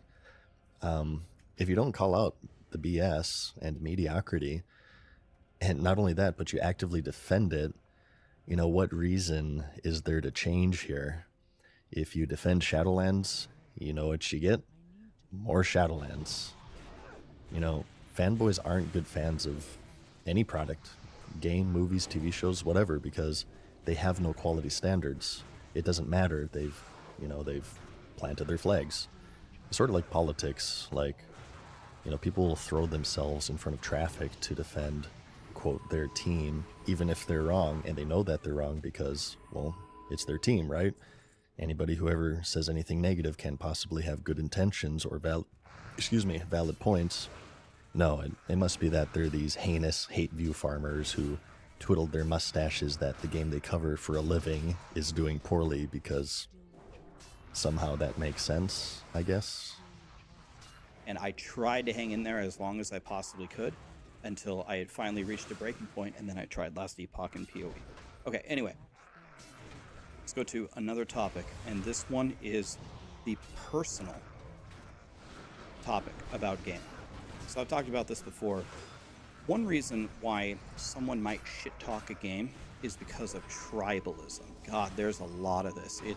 It's kind of... It never makes sense to me. It makes sense to me. It definitely makes sense to me.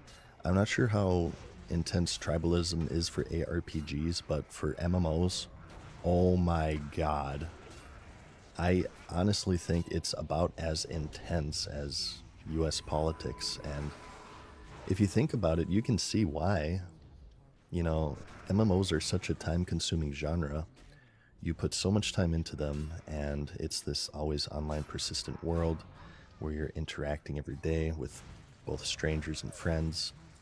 In a way, it's almost a second life, so it's very easy, in fact, to see how and why people can become so emotionally attached to them. Like, if somebody who spent thousands of hours in the game, thousands of dollars in the game, how do you think they're going to react if somebody says that the game they've invested so much into is bad? I can definitely speak from experience here. I've said in the past what many would say are pretty innocuous critiques about the game, such as the level boost is bad and will lead to the WoW token. Told you so, by the way.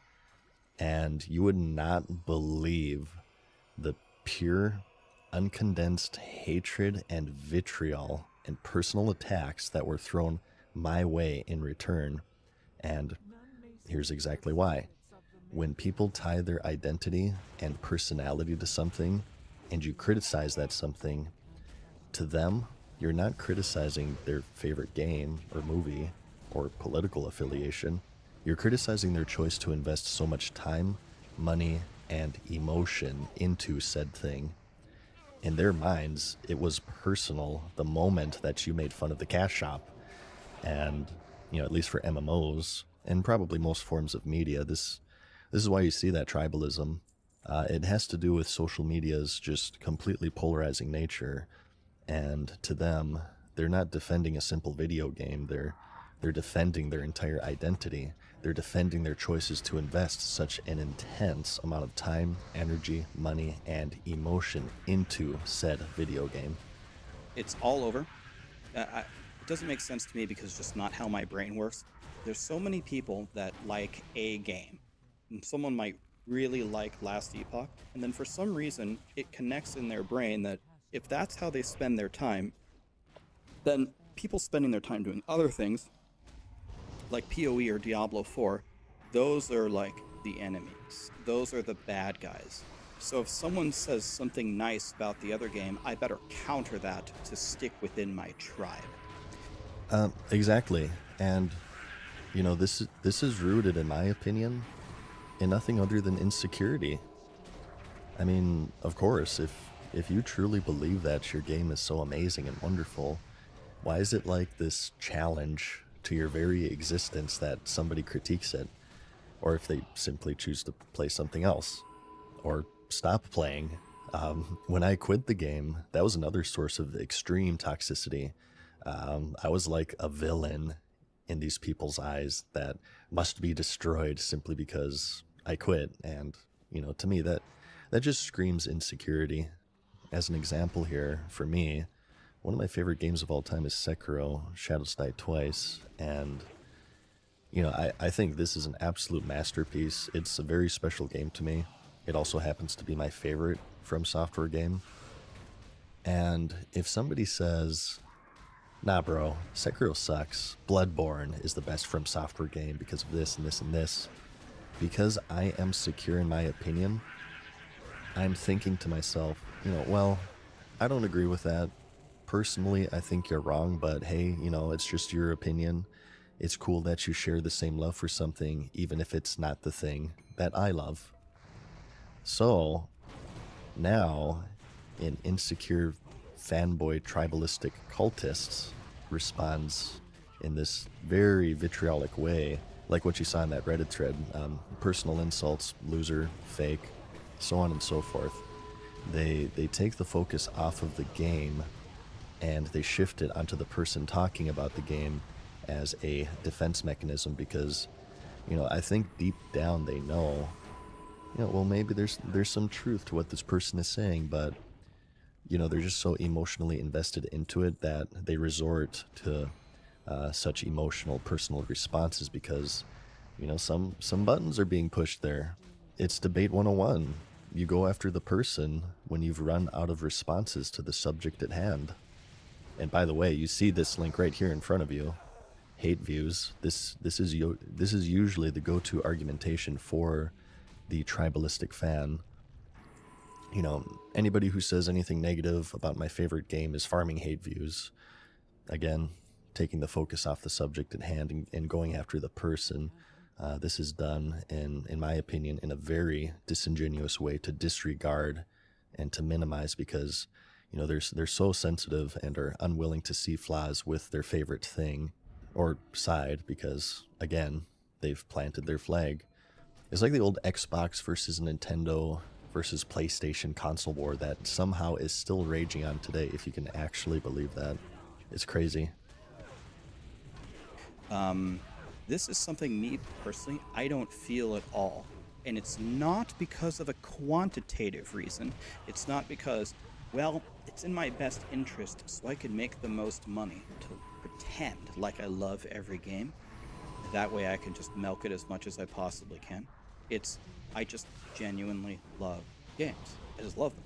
I just like to play them. I've always have since I was a kid, which is another kind of point, the nostalgia point. You know, I would be lying to you, and I bet you I'm certain there's other people who are going to understand this perfectly. I would be lying to you if I didn't say I secretly kind of hope that the Diablo franchise would just continue to rule the ARPG world forever, because I started playing it as a little kid. It was one of my favorite things ever. So you kind of have that, like, a brand devotion kind of thing, and Yeah, no matter what, I think that something deep inside me will always want World of Warcraft to succeed. I mean, it was and continues to be a pretty big part of my life. I absolutely have a lot of nostalgic value with it. I hope that it can bring the same fun to others as it did to me. And, you know, again, one of the reasons why I was very vocal with things that I thought were wrong, because I felt like, you know, it made the game lesser to skip past 40 zones of content for the sake of hitting the finish line faster. It made the game lesser that everybody's packed into an expansion that's 1/6 the size. It makes the game lesser to buy character progression, when at the core of all MMOs lies character progression. And I also thought it made the game lesser to make botting, one of Classic 2019's biggest flaws, multiple times worse by giving them the ability to start not from level 1, but level 58. I thought all of this made Burning Crusade, an expansion I played back in the day, unable to live up to its full potential. Which, by the way, judging by the subscriber chart, which was recently made public, maybe I was right. Maybe there wasn't this huge surge of players who don't have enough time to level, but yet for some reason are playing the most time-consuming genre of all, that were used as a justification to release this paid progression, despite the fact that they said no, they wouldn't. Maybe this mysterious giant group of people never existed to begin with, and the Ballad of the Level Boost wasn't hate view farming, and it actually had reasonable points to consider. I would love for Blizzard to be like the old Blizzard. I would love for Diablo to rise to the top and be the godliest game ever. It's not currently what's happening, but nostalgia plays a factor here, and if anything, I would be rooting for Diablo 4 more than the other games. And the other thing, again, we kind of talked about it, is just kind of being a gamer. Again, I just like games for games. Any kind of genre of game that comes out that's amazing, like the POW Worlds or the Helldivers or the Deep Rock Galactics, or anything that emerges as something that just breaks the mold and impresses everybody, I would love to support that in any way that I can. Yeah, you know, again here, for me, the most gratifying era was in Classic 2019 launch with, you know, how many vanilla videos I had made up until that point. I really felt like I was a big part of the celebration of how great everything was. And, you know, that to me was 1,000 times more gratifying than the old, you know. Than a video like the Ballad of the Level Boost, like, this is bad, this is bad, this is bad. That, you know, a lot of my videos eventually turned into, because I really only had bad things to say, because Blizzard was really only putting out bad things. So maybe some of the people that are behind this thread are thinking like this, maybe I haven't covered your particular reasons here. I tried to think of a lot of them, but when I look here and I actually think about it from a ton of different ways, I don't see how you guys arrive at the conclusion that I would root for any game to fail. I'll answer it for him here. It's because they don't actually have a reason. Again, there are hate view farmers out there, but they're just tired of the negative coverage of the game. So they label all negativity as hate view farming. These people would be completely content if nobody ever spoke negatively about Diablo 4, even if that results in Diablo 4 sucking balls forever. Now, another point that I want to make is there is a massive, massive difference between making a comment like D4 bad and actually trying to help. I cannot tell you how many gigantic multiple page outlines and feedback documents I have given to Blizzard over multiple different games trying to help. Do you remember when the Abattoir of Zir came out, and I made that video and I said the Abattoir of Zir is just absolutely not what we want as the endgame content? Well, did you know that I sent this document to Blizzard trying to specifically outline what you did well, what you didn't do well, and here's why? By the way, 1 week later, they changed half of the stuff. No, it wasn't just because of me. I'm not some narcissistic dumbass that thinks that I rule the world, but at least I was trying. I didn't just say Abattoir bad. Remember when I made the State of Diablo and people said, oh my god, Rax has 5 minutes of positives and 25 minutes of negatives? Did you know I wrote it out and I sent it to Blizzard? I'm trying to explain what is going wrong. And by the way, just to let you know, a little insider info, Blizzard appreciates these things. They do. And, you know, again, I speak from experience here. When I made that Ballad of the Level Boost video, before even posting it, I shared everything in it with some of the developers, and they were appreciative of it. Ultimately, they ended up releasing it anyway, as history has shown, but I do fully believe that there are Blizzard developers that they're really passionate about their games, and they do care. And, you know, I would tell them frequently, you know, hey, before posting a video, you know, I think this is bad because of this, you know, or I think this is wrong, yeah, this could be better. And that's another really frustrating aspect of being labeled as this hate view farmer for daring to criticize the game, is that, you know, these people just can't see past their rage of favorite game being criticized, and they immediately they go towards the character attacks. I don't think at all that I am on bad terms with Blizzard. They have said in the past, it's perfectly fine to state that you are upset with something, or that you're negative. It's just when it's just a vomiting of terror, of just saying how much you hate it without any feedback, then that doesn't help them move forward at all. So I think there's a big difference between just bitching about something and making an attempt to try to help. And I just want to give you guys a sneak peek. I am not, in my opinion, I don't think I'm just sitting here crying. I really want the game to be better, and I'm enjoying PoE and Last Epoch while we're patiently waiting to see if the Season 4 PTR is going to save things. So the main two, I'd like to address one more thing. There's a bunch of like personal things about people say why they don't like content creators anymore. Kind of looked through them, and I saw two things that a lot of people were saying about me personally. One of them says that Rax is way more negative. As I said earlier, you're right. I have been way more negative toward Diablo 4 because I have not liked a lot of things that have happened for months. Nothing has worked. Releasing the event in the middle of Season 3. Season 3, everything about the pet, I think, was a complete disaster. The abattoir of Zir was a nightmare. You're right. I am negative toward it, which is why I tried to move away, waiting for it to improve. And another thing that people say is, I've changed. People will be watching my stream and they'll say, what will happen is someone will pick a fight with Rax, or someone will start trolling him, and then Rax will talk down on them or whatever. You want to know what I used to do? I used to just ignore it calmly and ban them.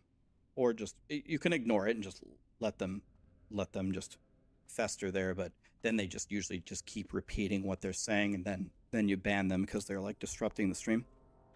I mean, I think that this is true a lot of times. You know, people expect streamers, because they are public figures, to just be punching bags. You know how I said earlier that by putting yourself out there, you kind of open yourself up to critique? It is true, but on the same token, people do take this way too far, and they think that it opens you up to being a punching bag. And, you know, I've learned this ever since I started streaming again. What you see so often are these clips of streamers who, you know, they come off as just complete power-tripping dicks. They're banning somebody in chat, and, you know, they're really letting them have it. It seems like really overboard, but, you know, what you don't see in these clips are the 20 minutes beforehand of some absolutely torrential douchebag who is just acting as abrasive and as annoying as possible leading up to them getting the smackdown. I'd like to think that I'm rather tame, all things considered. I don't think that there are any clips of me going around acting like a tyrant. At least I hope not. But if that ever comes to pass, I mean, hey, I don't start shit, but I'll finish it. And other streamers are way better about this than me. I watch a lot of the Diablo 4 streamers, Mods, Woody, you know, everybody who's streaming, Rob. They're way more calm and easygoing than I am, just in general by nature. I've learned this by working on Maxwell. I get much more wound up than most people. But I decided, you want to know what? When someone starts trolling me, I'm just going to troll them back. And that actually lowered the amount of negativity in my chat tremendously.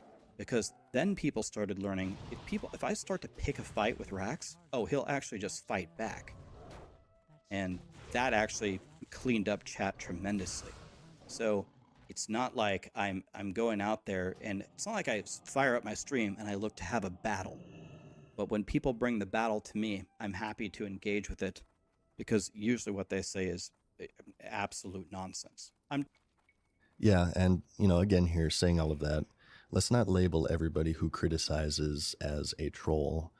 I'm definitely not perfect. I've screwed up many times in the past, and I like to think that I've learned from my mistakes, and I've grown from them, but, I do value criticism, so I just want to make it clear here to not cross this line where, you look at everybody with ill intent. A lot of the times, it's really just people who have good intentions, and that's perfectly fine. So it's also important to remember for channels and streamers out there to not get oversensitive. Talking about the trolls, I'm talking about the super negative people. I'm not talking about anybody who actually tries to give me constructive criticism. I try to listen to it, and because I have a lot of things to learn, and I've changed a lot of things, hopefully for the better, and I'll continue to do better as a content creator. Anyway, just to get back on topic, the final thing I want to say, I have never rooted for a video game to fail. I am not rooting for Diablo 4 to fail. I cannot explain to you from a quantitative, qualitative, or personal or any kind of way, I do not want Diablo 4 to fail.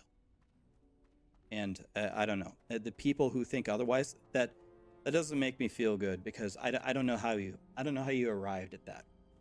Maybe for the hate views, but my channel is not based upon just farming hate views. Look at my channel. How many hate view videos have I ever posted that didn't have a bunch of feedback that I sent to Blizzard to try to make the game better? How many? Was there even a single one?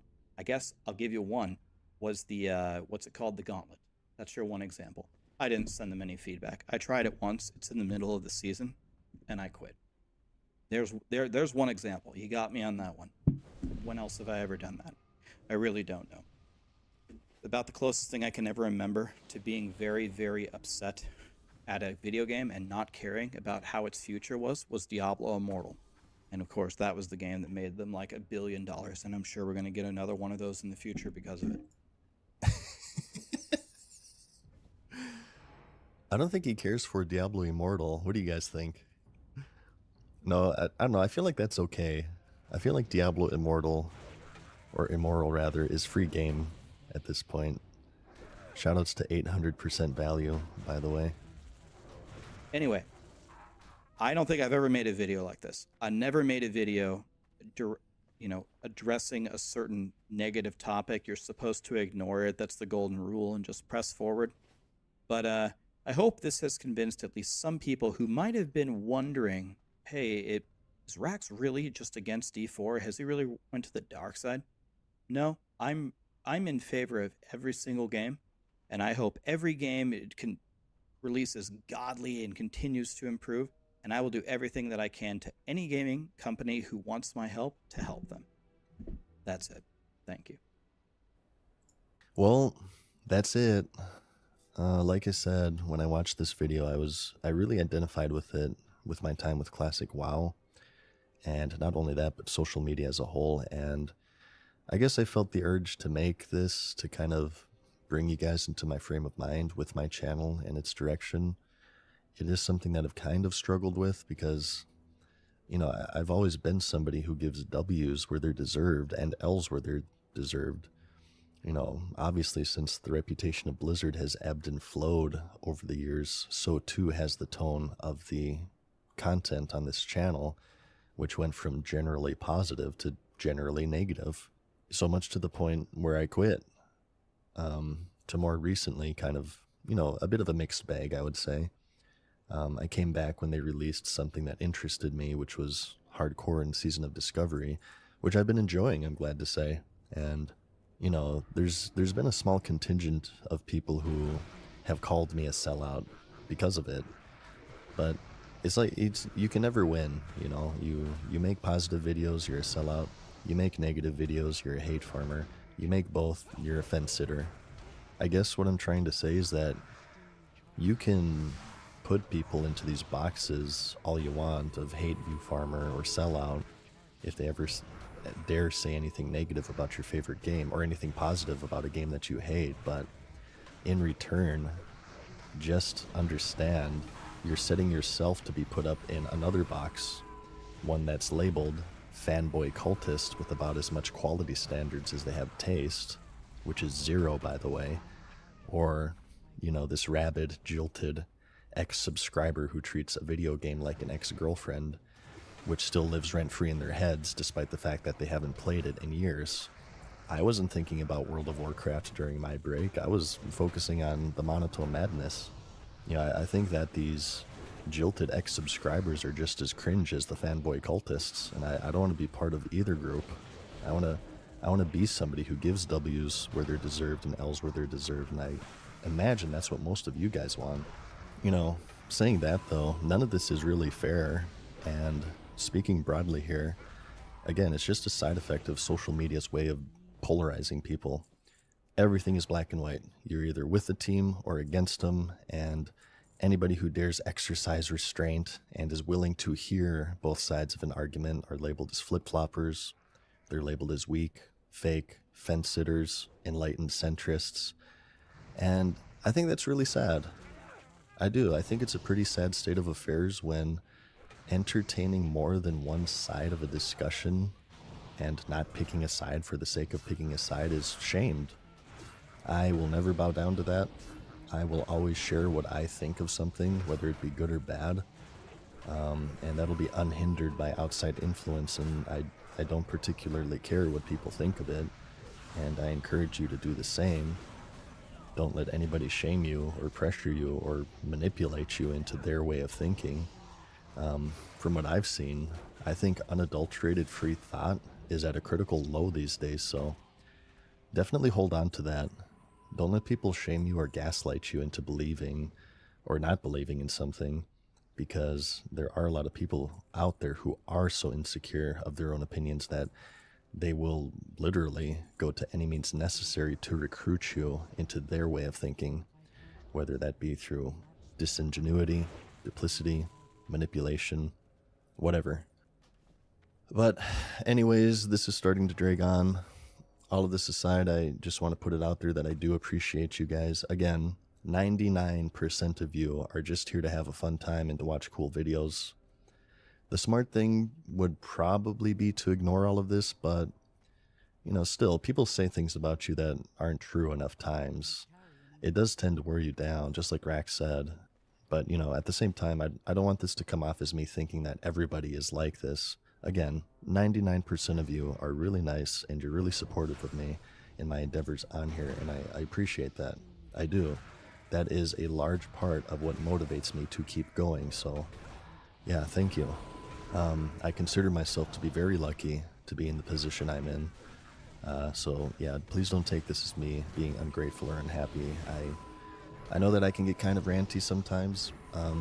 These days, though, I am Happy Season Show, and the channel is a great source of happiness. It's a wonderful creative outlet for me, and, you know, I can say this because of my 2-year break and everything that happened in 2021 with World of Warcraft.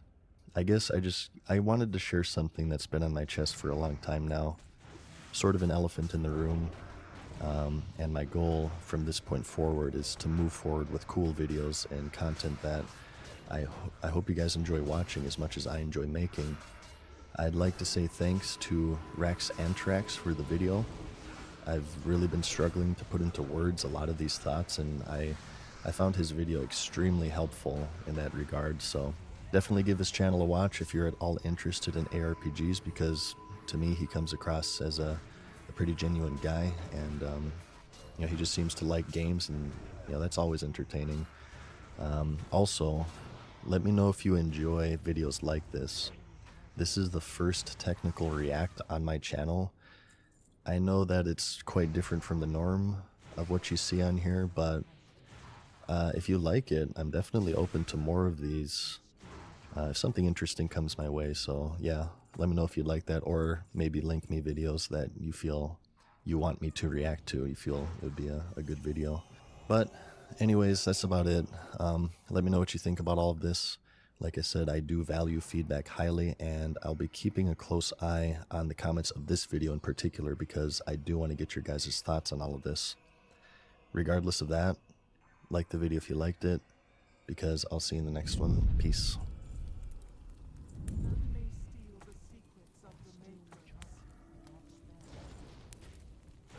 Farewell for now, mortals. We hope you enjoyed today's video. See you again soon.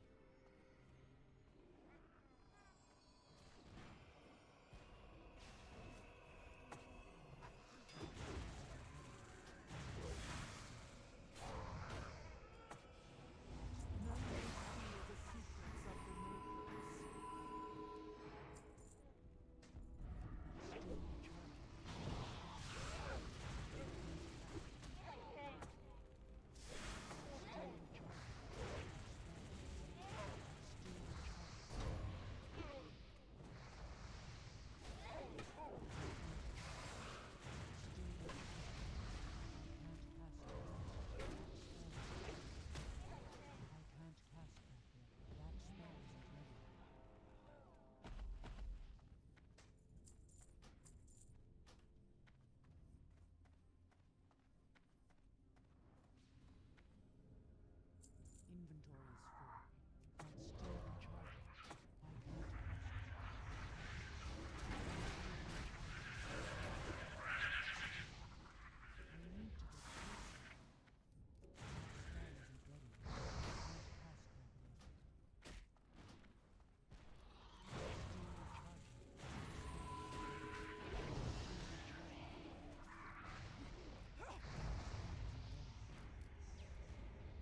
I need to get closer. That spell isn't ready. I can't cast that yet.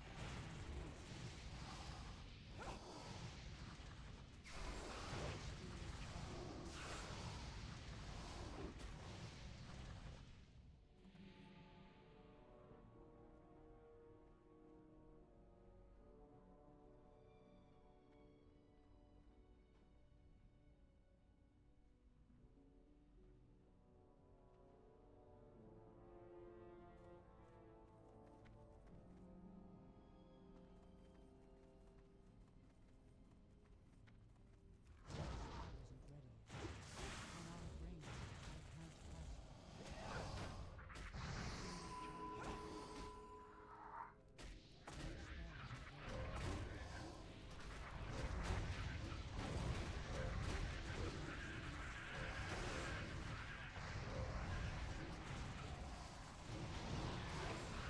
That spell is ready.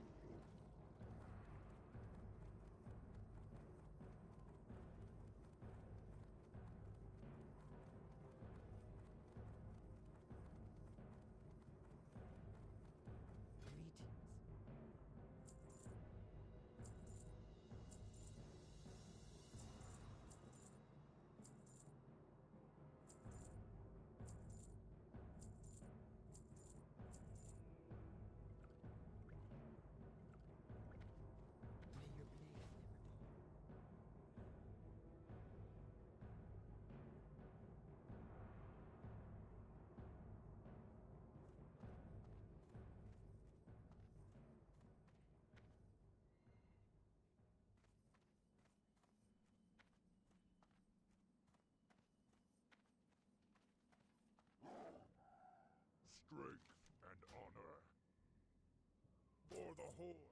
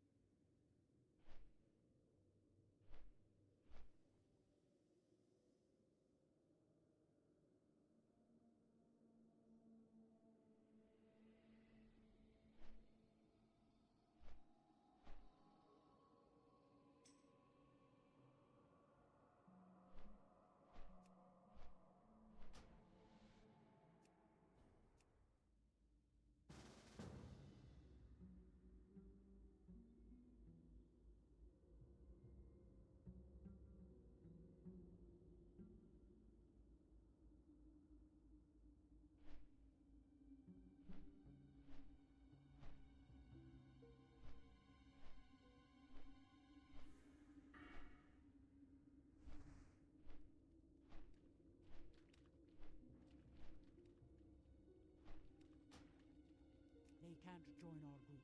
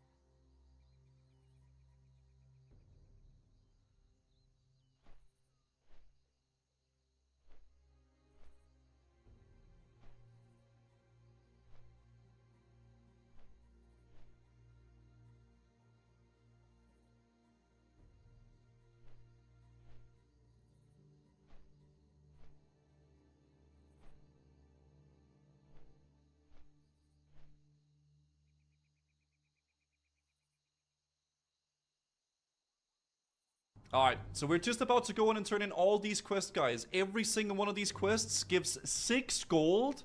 It says 1 gold 70 here.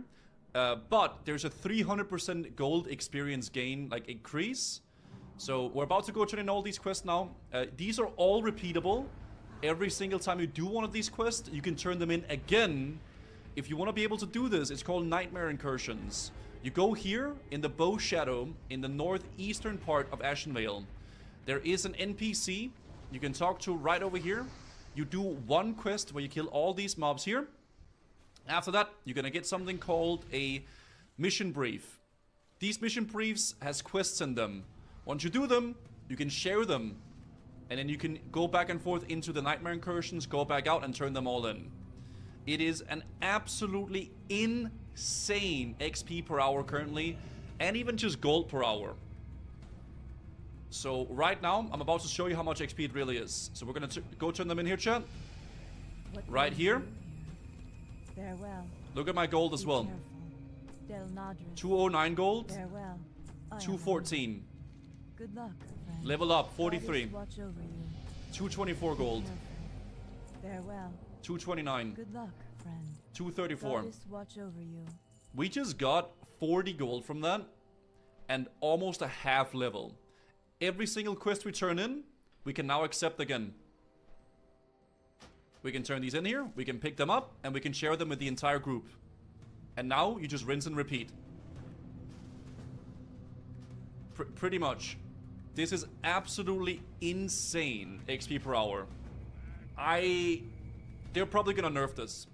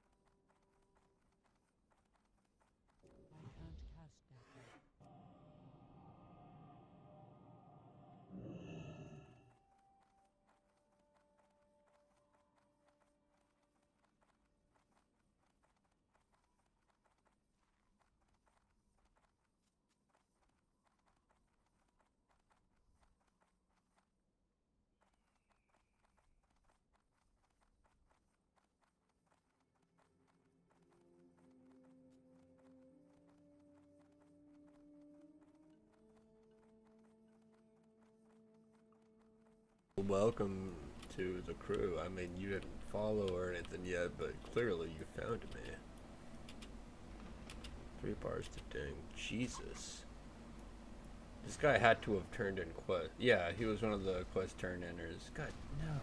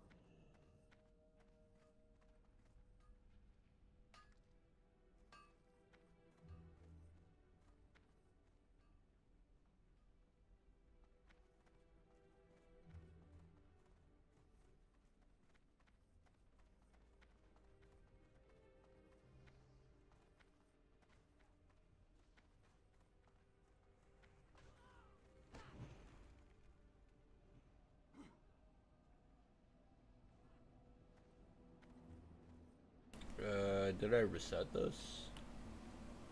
Okay.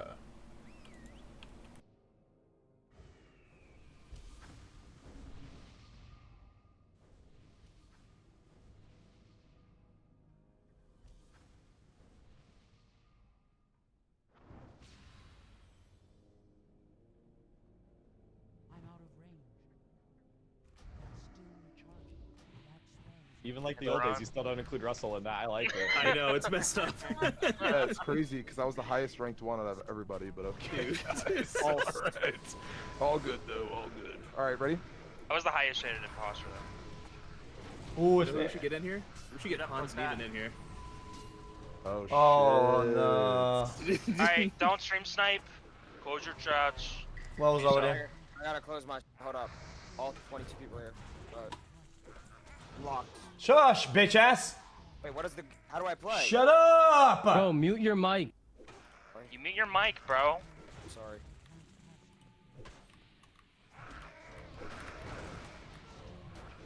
Pink, orange.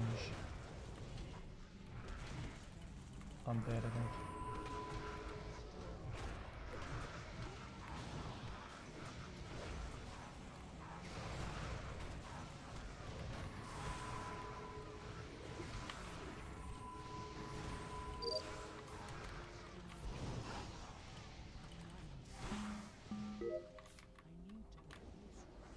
So sus. He's so sus.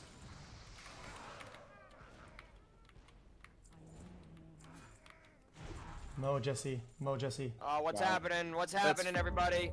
Where was that? Where was that? Very weird. It's kind of weird. Kill 5 up. Oh, is that a custom nameplate? Where was that? Where was that? I like that. Oh, wait a minute. Wait a minute. So where are they at? Top right on the node bay.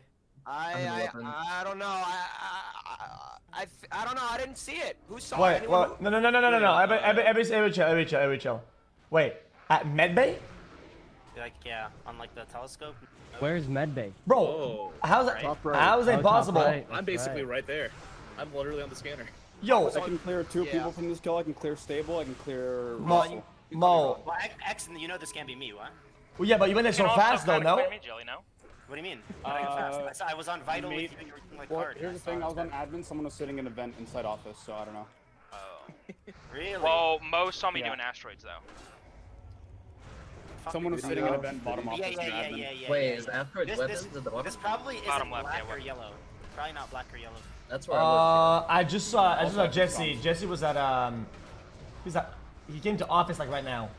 I saw a jelly going into the alignment thing, I think. I can't remember exactly what that task is called, where you have to click the corners. At the very beginning, I did rockets. 5 up was with me. X walked to the right. I walked left. I went down to admin. I saw one in the water room, the wheels, and I saw one on top of that in the little tree. Dude, are you Jelly's stable? back to being his admin Andy. It's like Yo, who's regular? Who's regular?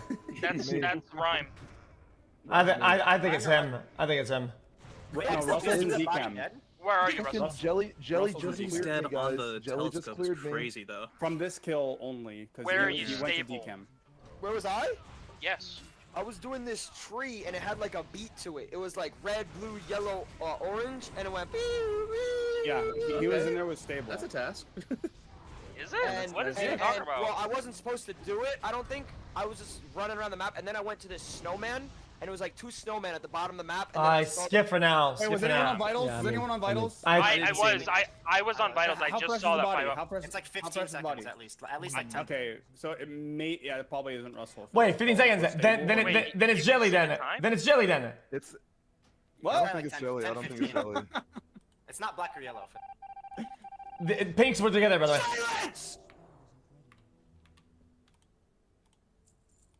I need to push to mute.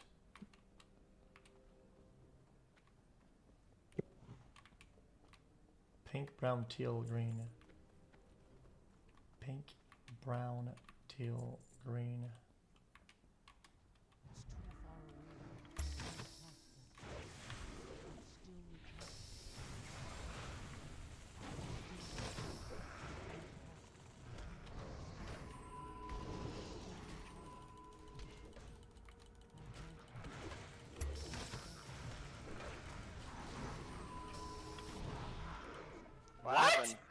That was weird. That was weird. No, that was so fuck. weird. That was so Where's weird. the body? Thank fuck.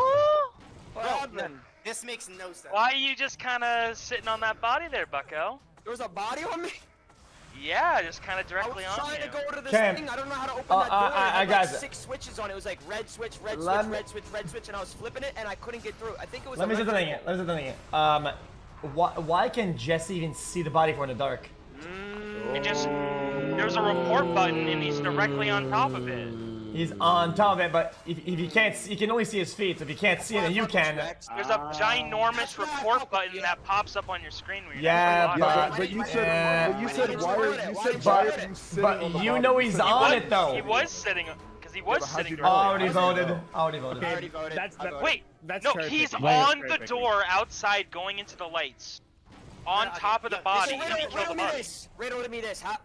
How would I know when I'm trying to open this door? It has like a code lock on it apparently, and I'm trying to basically do. There's this yellow red flashing arrow trying to go towards where I'm supposed to go. I guess that's the task, and I'm trying to get through to the door. I don't see the fucking body. I'm like special, bro. I'm trying to open this fucking door with a code lock or something like that. How did you? You're the only All right, color I let me see say with a something, body. Let me say something. I don't think it's Ronaldo because he's too stupid and he's explaining everything. And I don't think it's Jesse either because I just think, you know. Because if he kills somebody there, why would he report and Bro, why? Mo, who do you think it is then? What? You're not saying anything. All you said was, the body is an electrical. Hey, like, don't bro. talk to I him didn't like even that. say shit. Yeah, thank you, Stable. Okay. Stable's a retard number one, so I agree. Probably. True. But I was on vitals. The body's dead 15 seconds. I reported Okay, it. it's Jelly and Omi. It's Jelly and Omi then. Shit. What the Wait, fuck 15 did I do? seconds ago changes I'm at the everything. tree. I'm at the tree, bro. Yeah, but there's I'm at the tree. only I'm at the one tree. kill. I'm at the tree. Only one kill. Only I'm skipping, but all Jelly and Omi, I think. Could be Jesse Yeah. too, bro. Why do we think it's Jelly? Am I muted? Because they're both. Oh, see now he's defending. Both pinks were together earlier. He said the body was old. Also, Bro, I got 3 votes you on me. guys Look at this voted imposter it. Jelly shit. voted it. Jelly No, voted it. people voted on me who are imposters. Jelly got baited to vote it. It is Brother. XQ and Russell. I skipped. None may steal the secrets of the maker. Purple, blue. The people probably don't even see that the lights are out. Purple, blue, orange.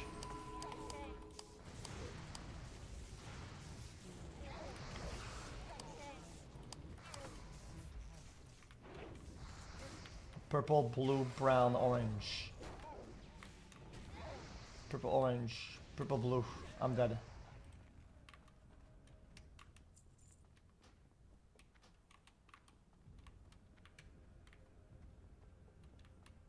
Purple, teal. Purple, teal, blue. Purple, teal, blue.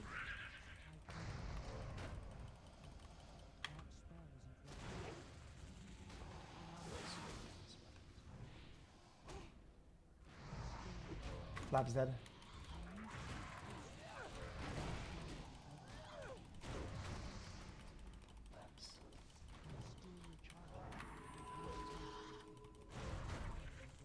Ooh, was that me? Yo. What yeah, was it was it? pretty obvious that he was not the imposter. What was it? Was it in rocks? Was it in rocks? I was strolling past the office when I entered the weapons room. Stables. Weapons room. Lay there, Okay, unbreathing, body 12 multiple seconds bullet wounds. old. Okay. Where's the body at? Okay, listen. Just walked from bottom left to cam. Alright, The listen. body is upside down, ass up, and he has multiple bullet wounds in the back of his ass cheeks. And weapons. Can I ask a question? Yo, I have the info. Want to tell you? I can clear Yeti for this go, I think. Can I ask a question? I don't give a fuck. I have info that. Listen. What's your info? I was on admin, okay, and I saw one medical top, one medical bottom. So whoever that is, but they're both fine. And That was then me and Jesse. then one at cams, one on asteroids, then 2 on asteroids, then 1 again, which obviously is a kill. So I got the fuck out of that. Russell. Where'd he go after? Bottom office 3 rounds in a row. Because that's my spot. I do still think it's regular. I think it's regular. I haven't seen him all game. Can I ask a question? Who the fuck is regular? What's the question? It's Russell. Oh. Mo, What task did you do in Specimen? Bro, suck my fucking dick. Answer the fucking question. Bro, we know Answer it's the you. fucking We question. really know What it's you. task did you do in Specimen? Where's Specimen? Where's Specimen? The bottom right. What task did you do? The one with the things, the sandbox shaped thing. I used to be so good when I was a kid at that one. I'm voting you. What? Is that even a Bro, task? What reminisce. task I feel like is that was that? like self-destruct, but I don't It is know. a task, yes. I think You're regular, crashing out right now. It's not regular me, and bro. regular. Can't be me. Definitely regular. It's not me. It is not me. Watch it be regular and Mo, and they're going for like It some cannot be Jesse. me. Okay, Jesse, it's not Jesse. everyone. It might be Calm Russell down. and Jelly, Calm down. possible. Calm down. Guys. 12 seconds ago, where were you? It's not me. I think it was Mo. I'm telling you guys. I've been Actually, I Gas, don't think it's doing Okay, gas, doing okay, gas, Jelly. doing gas. Okay, X's info is good. who was in who was in medical? That was me. Yeah, That was- Okay, and Yeti then was Oh, top not medical, bad. I was bottom medical. no, that's not true. Jay was bottom medical at the end. No, I was at the Jesse- bottom. Jesse Okay, walked out it's before No, I it wasn't. can only be regular or only. I'm going Russell, I think. No, It's let's not skip, me. skipping. No. It's Base. 7. Oh. Okay, so it's I think Jesse. that's a good call. Pretty sure it's regular. It's Jesse 100% now because he's just getting kills out. Who is on regular? Yeah, 6. down for Jesse. Please, both get the button out. Get the button. Regular is Russell. Regular is Russell.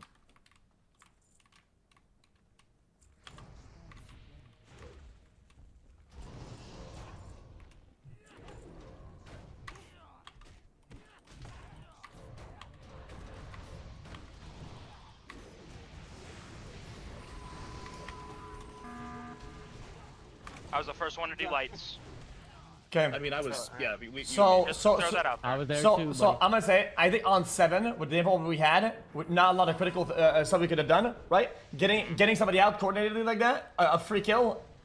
We need to get somebody out on a vote. I think that we vote. I think we vote Mo for insurance. Or Jesse. No, that's Brandon. I think Or we're Jesse. Jesse because first I round is have women, people never on the a body. single time been a Bro, part do of you remember? any kill. I don't understand what you're saying. Don't you remember when Jesse said he saw feel stable like on he's top speaking of a from body and experience, and never that makes me reported very it? sad. Yeah, and then you said, then 40 seconds later, you told us that it was 15 seconds dead. Guys. So none of it mattered. Guys, Never. I'm What's gonna up? keep it. I'm gonna keep it a buck. Go ahead. XX right now is saying that it was a big mistake to vote out on 7, but he's the He one did that not said say 10. that. He's the one that Hey, said 10 X is seconds literally left, the one that and then he helped us. pointed He his did- fingers at two different people. X. Yeah, but who is it? Who is it? One. It's Jesse and Omi. He did not say He that was a bad literally move. peer pressured. Yes, Who he was did. that? Just right now. He literally Jesse said, and Omi at 7, probably. We voted someone out. Could be Yeti too, bro. I don't know why Yeti Okay, wanted to kill me. X for is his the most vote. So It's so obviously X. it could have been Yeti, but Yeti greenlit my information earlier, which you would only have known if you were a crewmate. So. I think we were right about the jelly peanut thing earlier. Alright, so I think I voted Jesse. Of the 6 remaining, I voted Jelly, James. Jelly, Mo, and Jesse are the most suspicious, with Mo probably being the most. Okay, yeah, you're right. You're right. Yeti, I How is think we that go right? jelly though. Wait, Okay, how am I okay, suspicious? okay. Please tell me. It has to be Too many Yeah, Mo bodies. Jelly. I think you're right. Jelly, Yeti's right. Vote Mo. Vote Mo. Vote Mo. Vote Mo. It's too many. Vote Mo, bruh. Bodies for you. Jelly, if your crewmate go Jeeves. Vote Mo, bruh. Jelly. I am You're crew. trolling. It's Jeeves and Mo. I gave info all game. Oh my god, you guys are so. I don't know if that's a good idea here. We lost the game. We actually lost. My bad. My X bad. is My the third bad. imposter, by the way. GG's. I think we actually lost.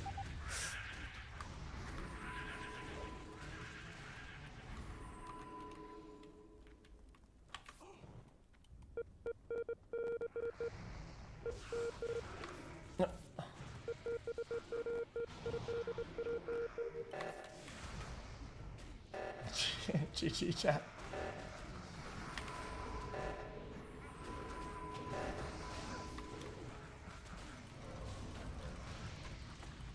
He's gonna go button, right?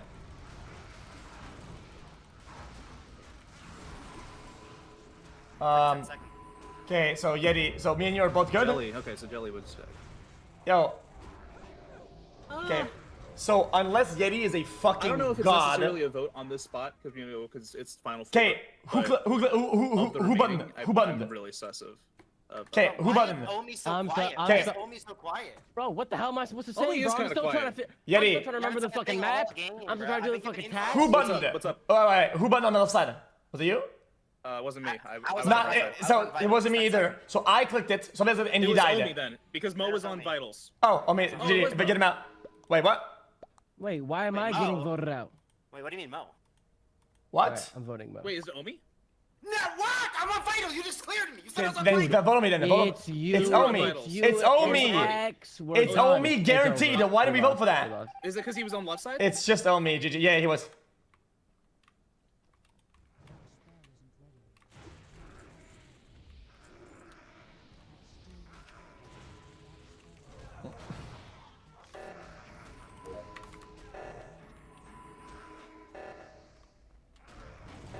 GG, I'm dead.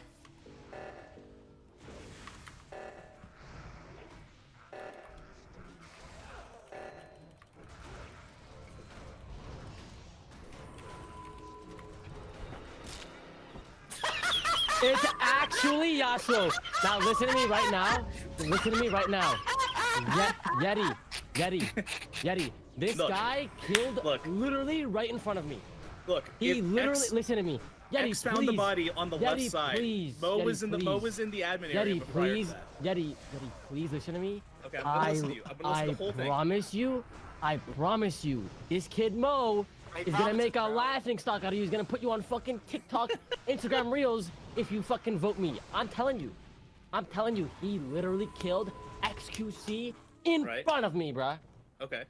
At this very moment, right now. Where was that? Where was that? On the right side. On the right side. By the reacting thing. I'm not saying shit. I'll let you throw if you want. Listen, I did the handprint thing. I look up. I look out. Bullshit, Boom. you didn't I wanna look do it. out. I had to do I it. look You out. camped I look out. I'm staring at this guy. This guy Mo gives me a little fucking grin and kills XQ right in front of me. Yeti, where's your head at? Where's your head at, Yeti? Speak up. On everything. On everything, bruh. On everything. On everything, bruh. Oh, okay. I'm gonna trust the X information from before. He said the body was on the left side. Mo was in the admin area when the body dropped. I know that because I saw him as I was passing by to go and click right last round. If it's wrong, it's what it is. You voted me. Misclick, not gonna lie. God, the Well, we lost. We lost.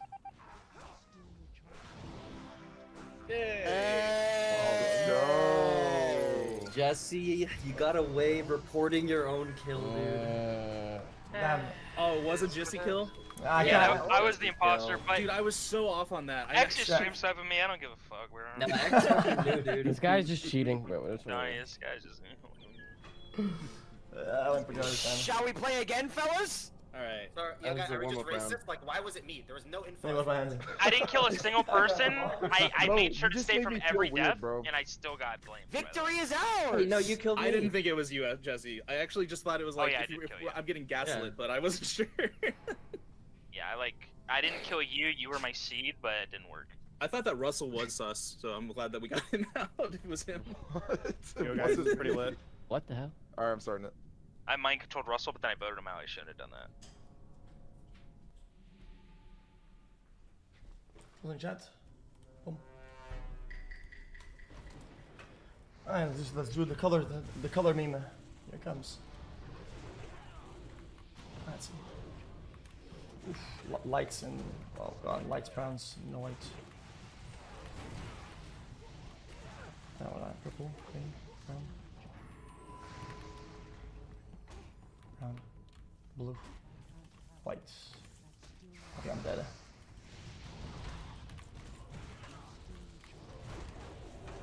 Blue's going late. Oh, no cams.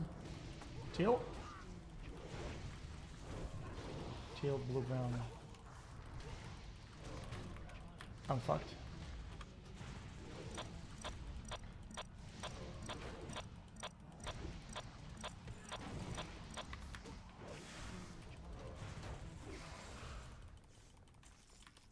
Is that a fan right there?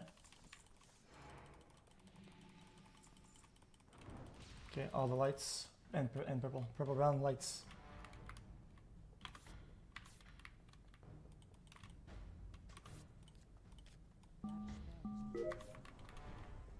Teal, purple, brown, pink. Teal, purple, brown, pink.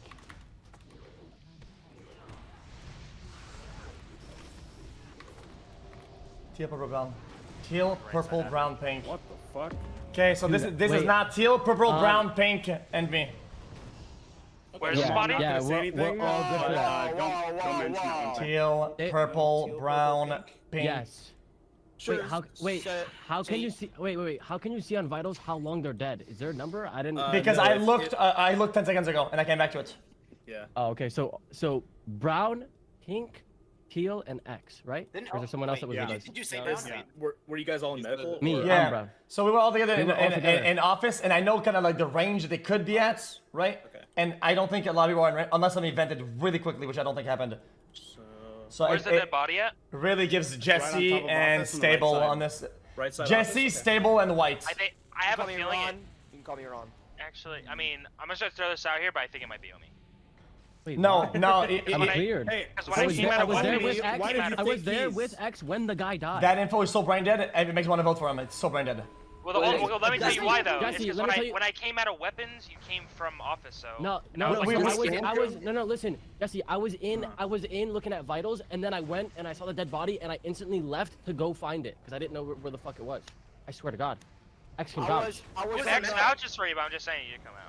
I was on the thermostat. I couldn't figure it out. I didn't know you could go negative, so it took me like 45 You know what? seconds. You know, true. Admin says that. Admin says he was there for a long time. I was on there with him the entire time, just watching him. He's definitely telling us. Okay, then I think it just leaves white and orange.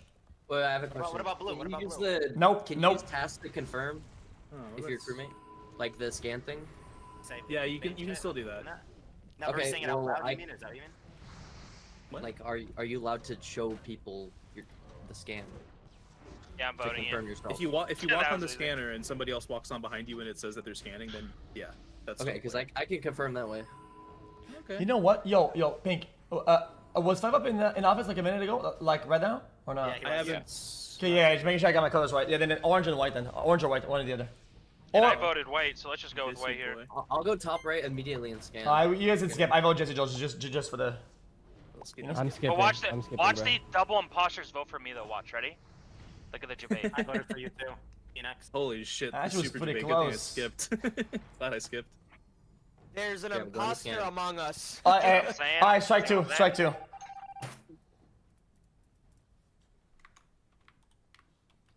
I'm muted. Oh, finally they get the colors at the end. Was worth it. Orange, pink, blue. Strike 3, leave. Orange, pink, blue. Orange, blue, pink. Orange, blue, pink. There's gonna be a kill on the left side and I can't. Or I'm gonna kill right here. Boom, dead. I'm gonna do a loop. Come back in. Orange, blue, pink, +1, +2. Orange, blue, pink, +1, +2. Dead.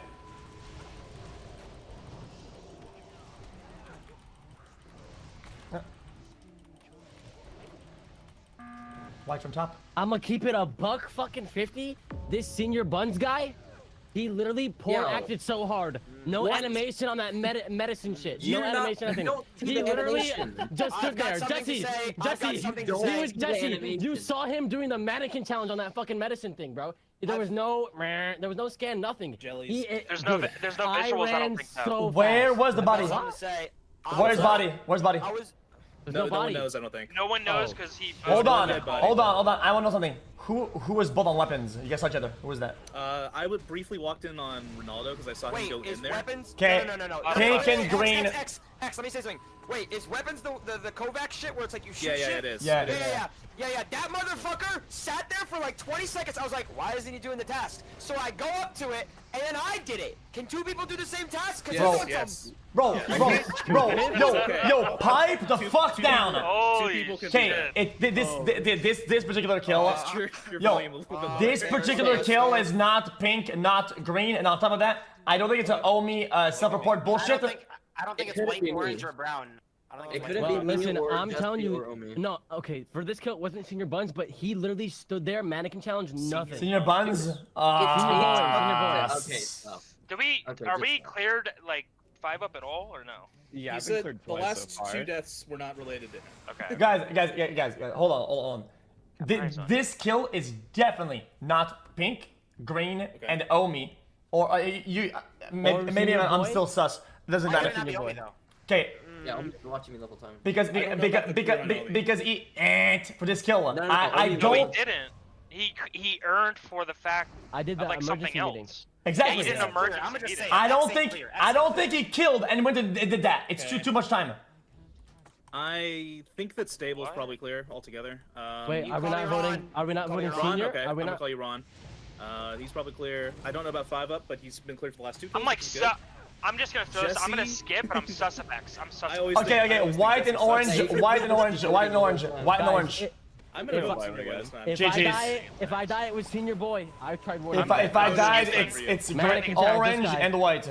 I skipped, by the way, X. I skipped. Who voted me? Oh, okay. I skipped. I But if you think it's you, weird. motherfucker. Oh, Megalo.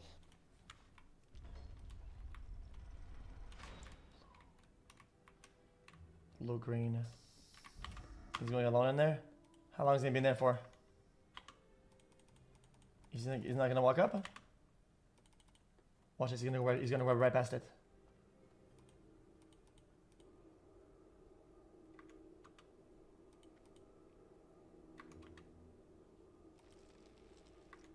He actually did his tasks.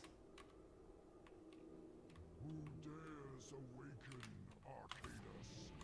Who dares the wrath Stable no? makers? Stable and no.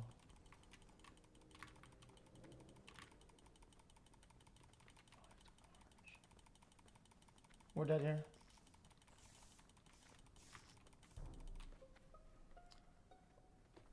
What happened? Wait, that's Why he died. Eddie, did you go right? Yeah. Okay. Is this a self-report? Okay. I think it's a self-report. So me and 5 up got the fuck out of Dodge right there. We knew we were gonna get killed at the door, so we just got out. Yeah. Eddie, where are you right now? I went back into medical because I thought that you were gonna kill X behind me. I thought that senior boy was actually gonna kill him, but you two were together. Wait, I where was is the sus body? of senior boy, so I wanted to stay with you, but he's dead. He's dead underneath the like middle gas place. Like I right do below believe spawn. that because that's where you two were walking. Yeah, he's. But I didn't kill him.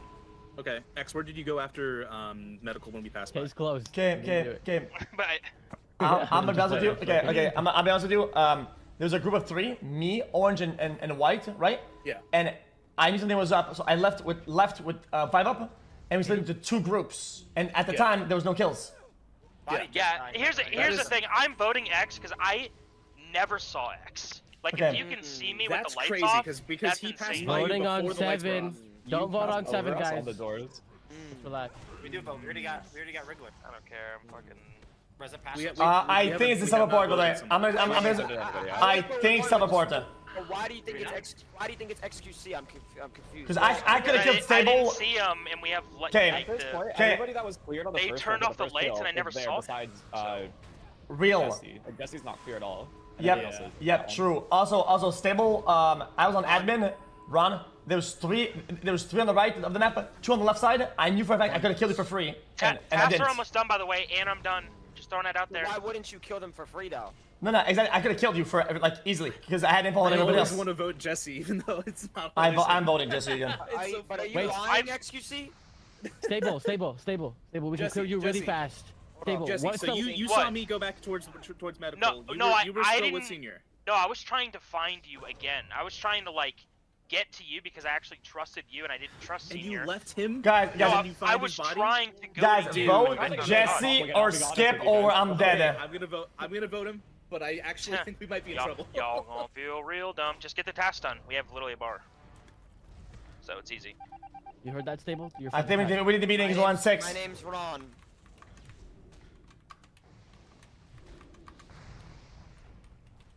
Muted.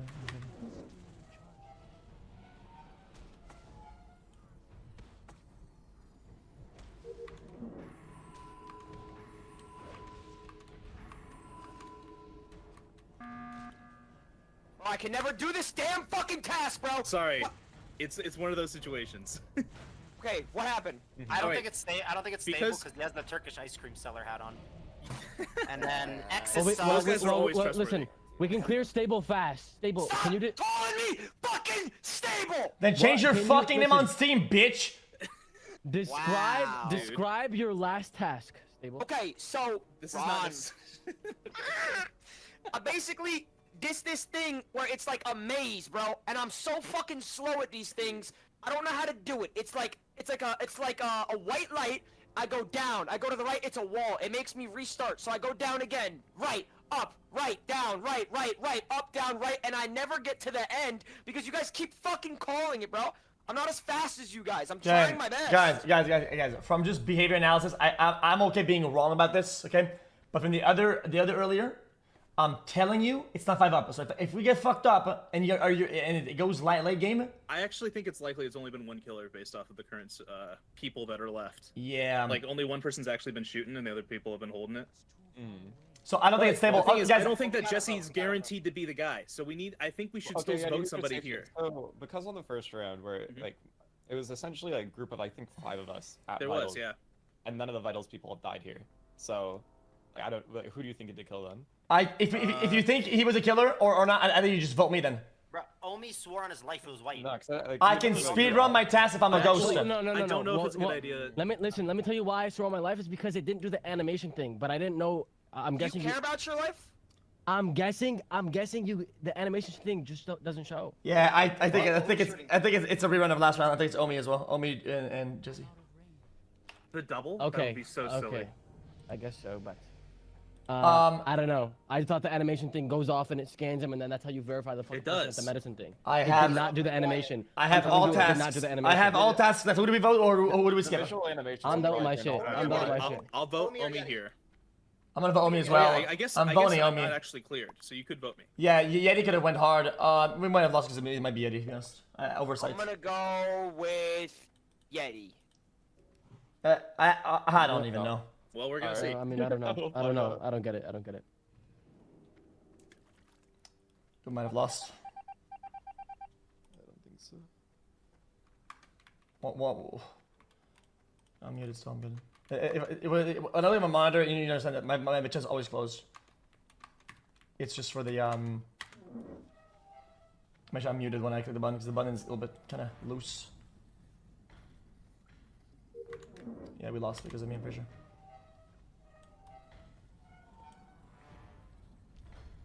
Oh, we got at least 1 killer. That's not Yeti. Okay. So I Guys. successfully did the laser, and then I started going to laboratory. Okay, how many times do you have left at Stable? How many what? How many tasks do you have left to do? 2. 1 in laboratory, 1 in Spiceman room. Okay, Spab, how many tasks do you have left?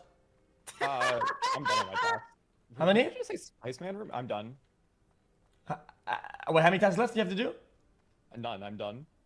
Okay, I have every task left in Stable as well, so it's just me and him. Personally, I have a downloading communication. Personally, Mo, what are you doing? What? I have a downloading. Where are you right now, Mo? I vote him out. No, you don't listen to this guy. He's brain dead. He doesn't have any tasks left. X, you think I have download. I have a second down. I just did half of it in You're just lying though, because if X has all of his tasks left and Ronaldo's also saying he does, then you just don't have any. No. I have 5 left. He has 2. It's about the amount we need. Why do you have 5 left? Because yes, it's over. Why do you have 5? Who cares? It's accurate with the current. Being wrong is brain dead. I'm down to vote X because he's just trolling. So 5 up if you were self-reported. Cheers. You know what I'm saying? Like it's not stable. Wait. I have a question. Wait. Why do you have 5? I'm confused. Because I was doing a lot of admin work in the entire early game. Admin work, bro. Admin work. Admin work. I don't know if I believe that. Okay. Well, I mean, fine then. Okay, why are we voting on 4 though if we don't know who it is? We know there's definitely 1 imposter. Why would we be voting? I think it's just Mo though. I think X and you are fine. What? Yeah. Nah, this is criminal. Okay. Then Mo and Stable. Mo and Stable skip it. Stable. Don't listen to these guys. Stable. Then everybody skip it. If you want to do that, everybody skip it. I think it's Mo. No. Stable. Skip. Mo, put it. I'll let you decide. I don't care. I voted Mo, so you'd have fun. What were you doing, Mo? That's definitely Mo. It's Mo then. It's Mo, yeah. I'm not Mo. You guys are gonna choke, man. I like this. There's money on this shit, bro. Come on, lock in. Stable, vote. Skip this shit, bro. Yeah, I fucked up on that. I just vote, by the way. My bad. Or Omi. I think probably Omi. Yeah, I fucked up on Omi. That's my bad. Bro, it's probably X. Who has 5 tasks left? 45 minutes in. Yeah, true, actually. And maybe we'll just speedrun, to be honest.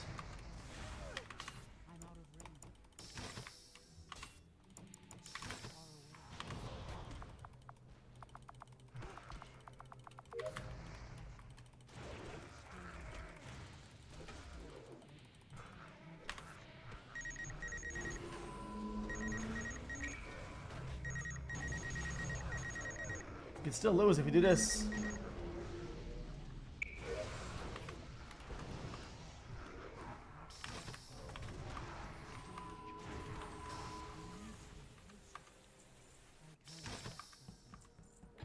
Yeah, good, actually well played.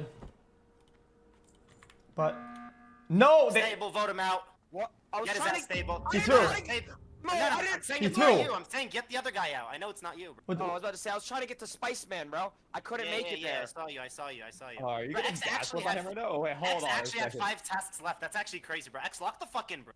Fuck are Nah, you doing? Playing barrel bonanza on the You side? could not Lock be getting in. gas whipped Wait, by wait, Mo wait, right wait, now. wait, wait, I wait, was stable. Hold on, hold on, Stable, hold on. wait, stable, we won. stable. Wait, Did you yeah, look we at Azure won. Stable? Yeah, Wait. stable. There's 2 top, 2 bottom. I was with you, bro. I couldn't Wait, kill. wait, how can we not win? Because I was with you. I saw you. No, Yeah, hold you were on, literally hold with on. me. So, I called before the you throw ball.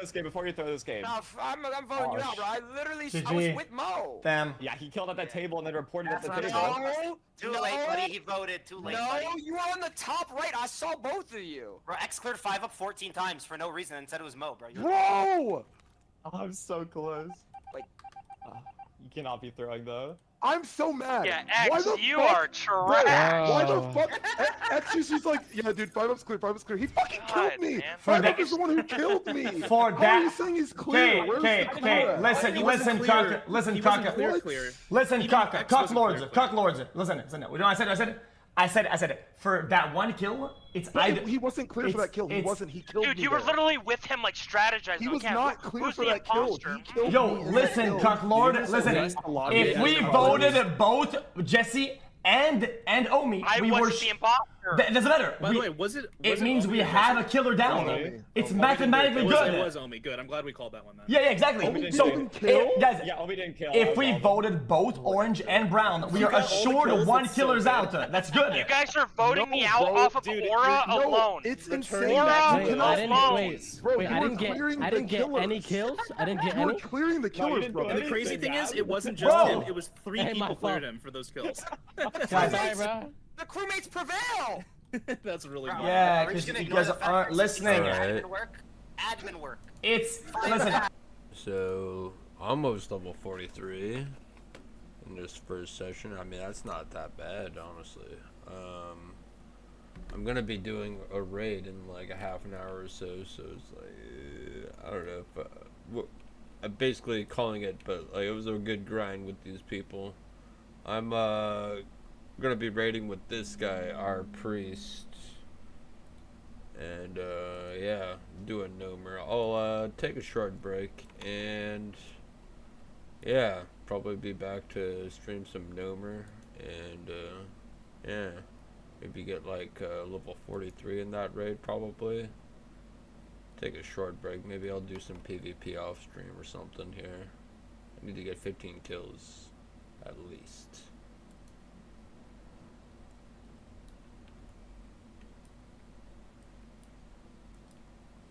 What you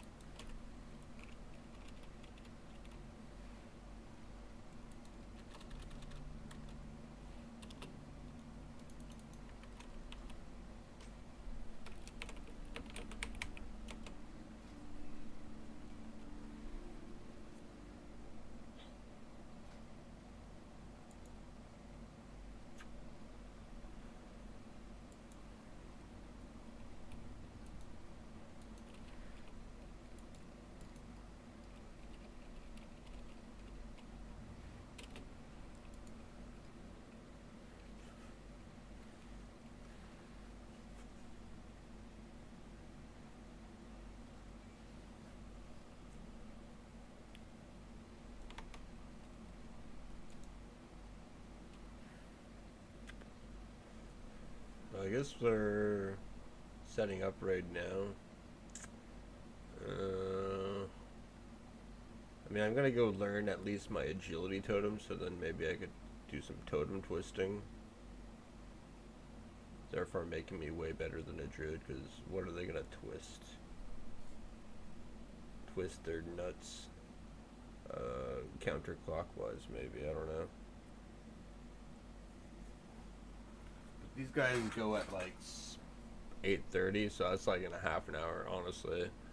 I think I will call it a break here, and I'll be back in half an hour. We'll do some Nomer, and then wonder if I go to ZF at 43. We were kind of struggling there as level 42s, so I was a bit too early.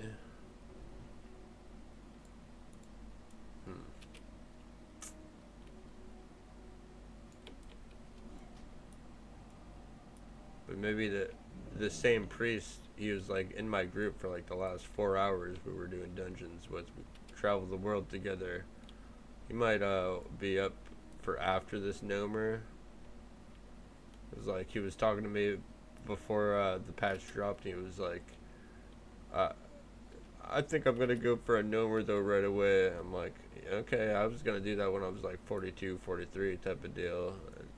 Get a Nomer in there to like change the monotony, whatever, of like fucking spamming a dungeon. Do something a bit different. Get in a Nomer in there, you know. I didn't want to do that off the bat. I was like, yeah, 42, 43, I'll go do that just to like change things up just a bit. Plus, get a big boost of experience and maybe get some loot. I still need my 3 sets. Yeah, for the 5% chance of restoring 100 mana. That could be good, maybe. I don't know. And get used to this new version of DPSing. And like tanking. I can't fucking change my shit. Or can I? Wait. Or is it mid-combat? Hold on. Way of Earth.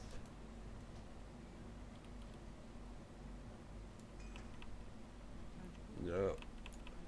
Okay. Fair enough.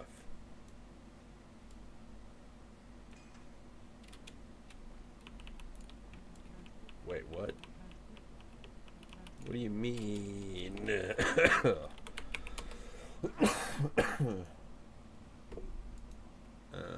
Oh, yeah. Hold on, wait. Maybe it's the how I have the macro written. Here, put that there. There we go. Okay. Or wait, but can we do that with Way of Earth on? That was what I was trying to see.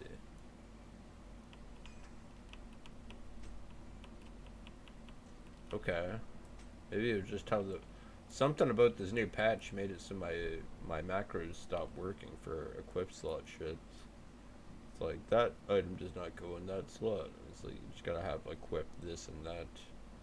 So like this is an offhand already, so it's like just put / equip that. It'll go from shield to offhand. Oh yeah, I was gonna go get new shaman shit, but yeah. Like I said, end the stream here. I'll be back in like a half an hour or something like that. Take a mini break from stream. I'm trying to get like 43 or 44 today. I'm not gonna try and go for 50 tonight. What the fuck? That's some hardcore shit. There's probably already little 50s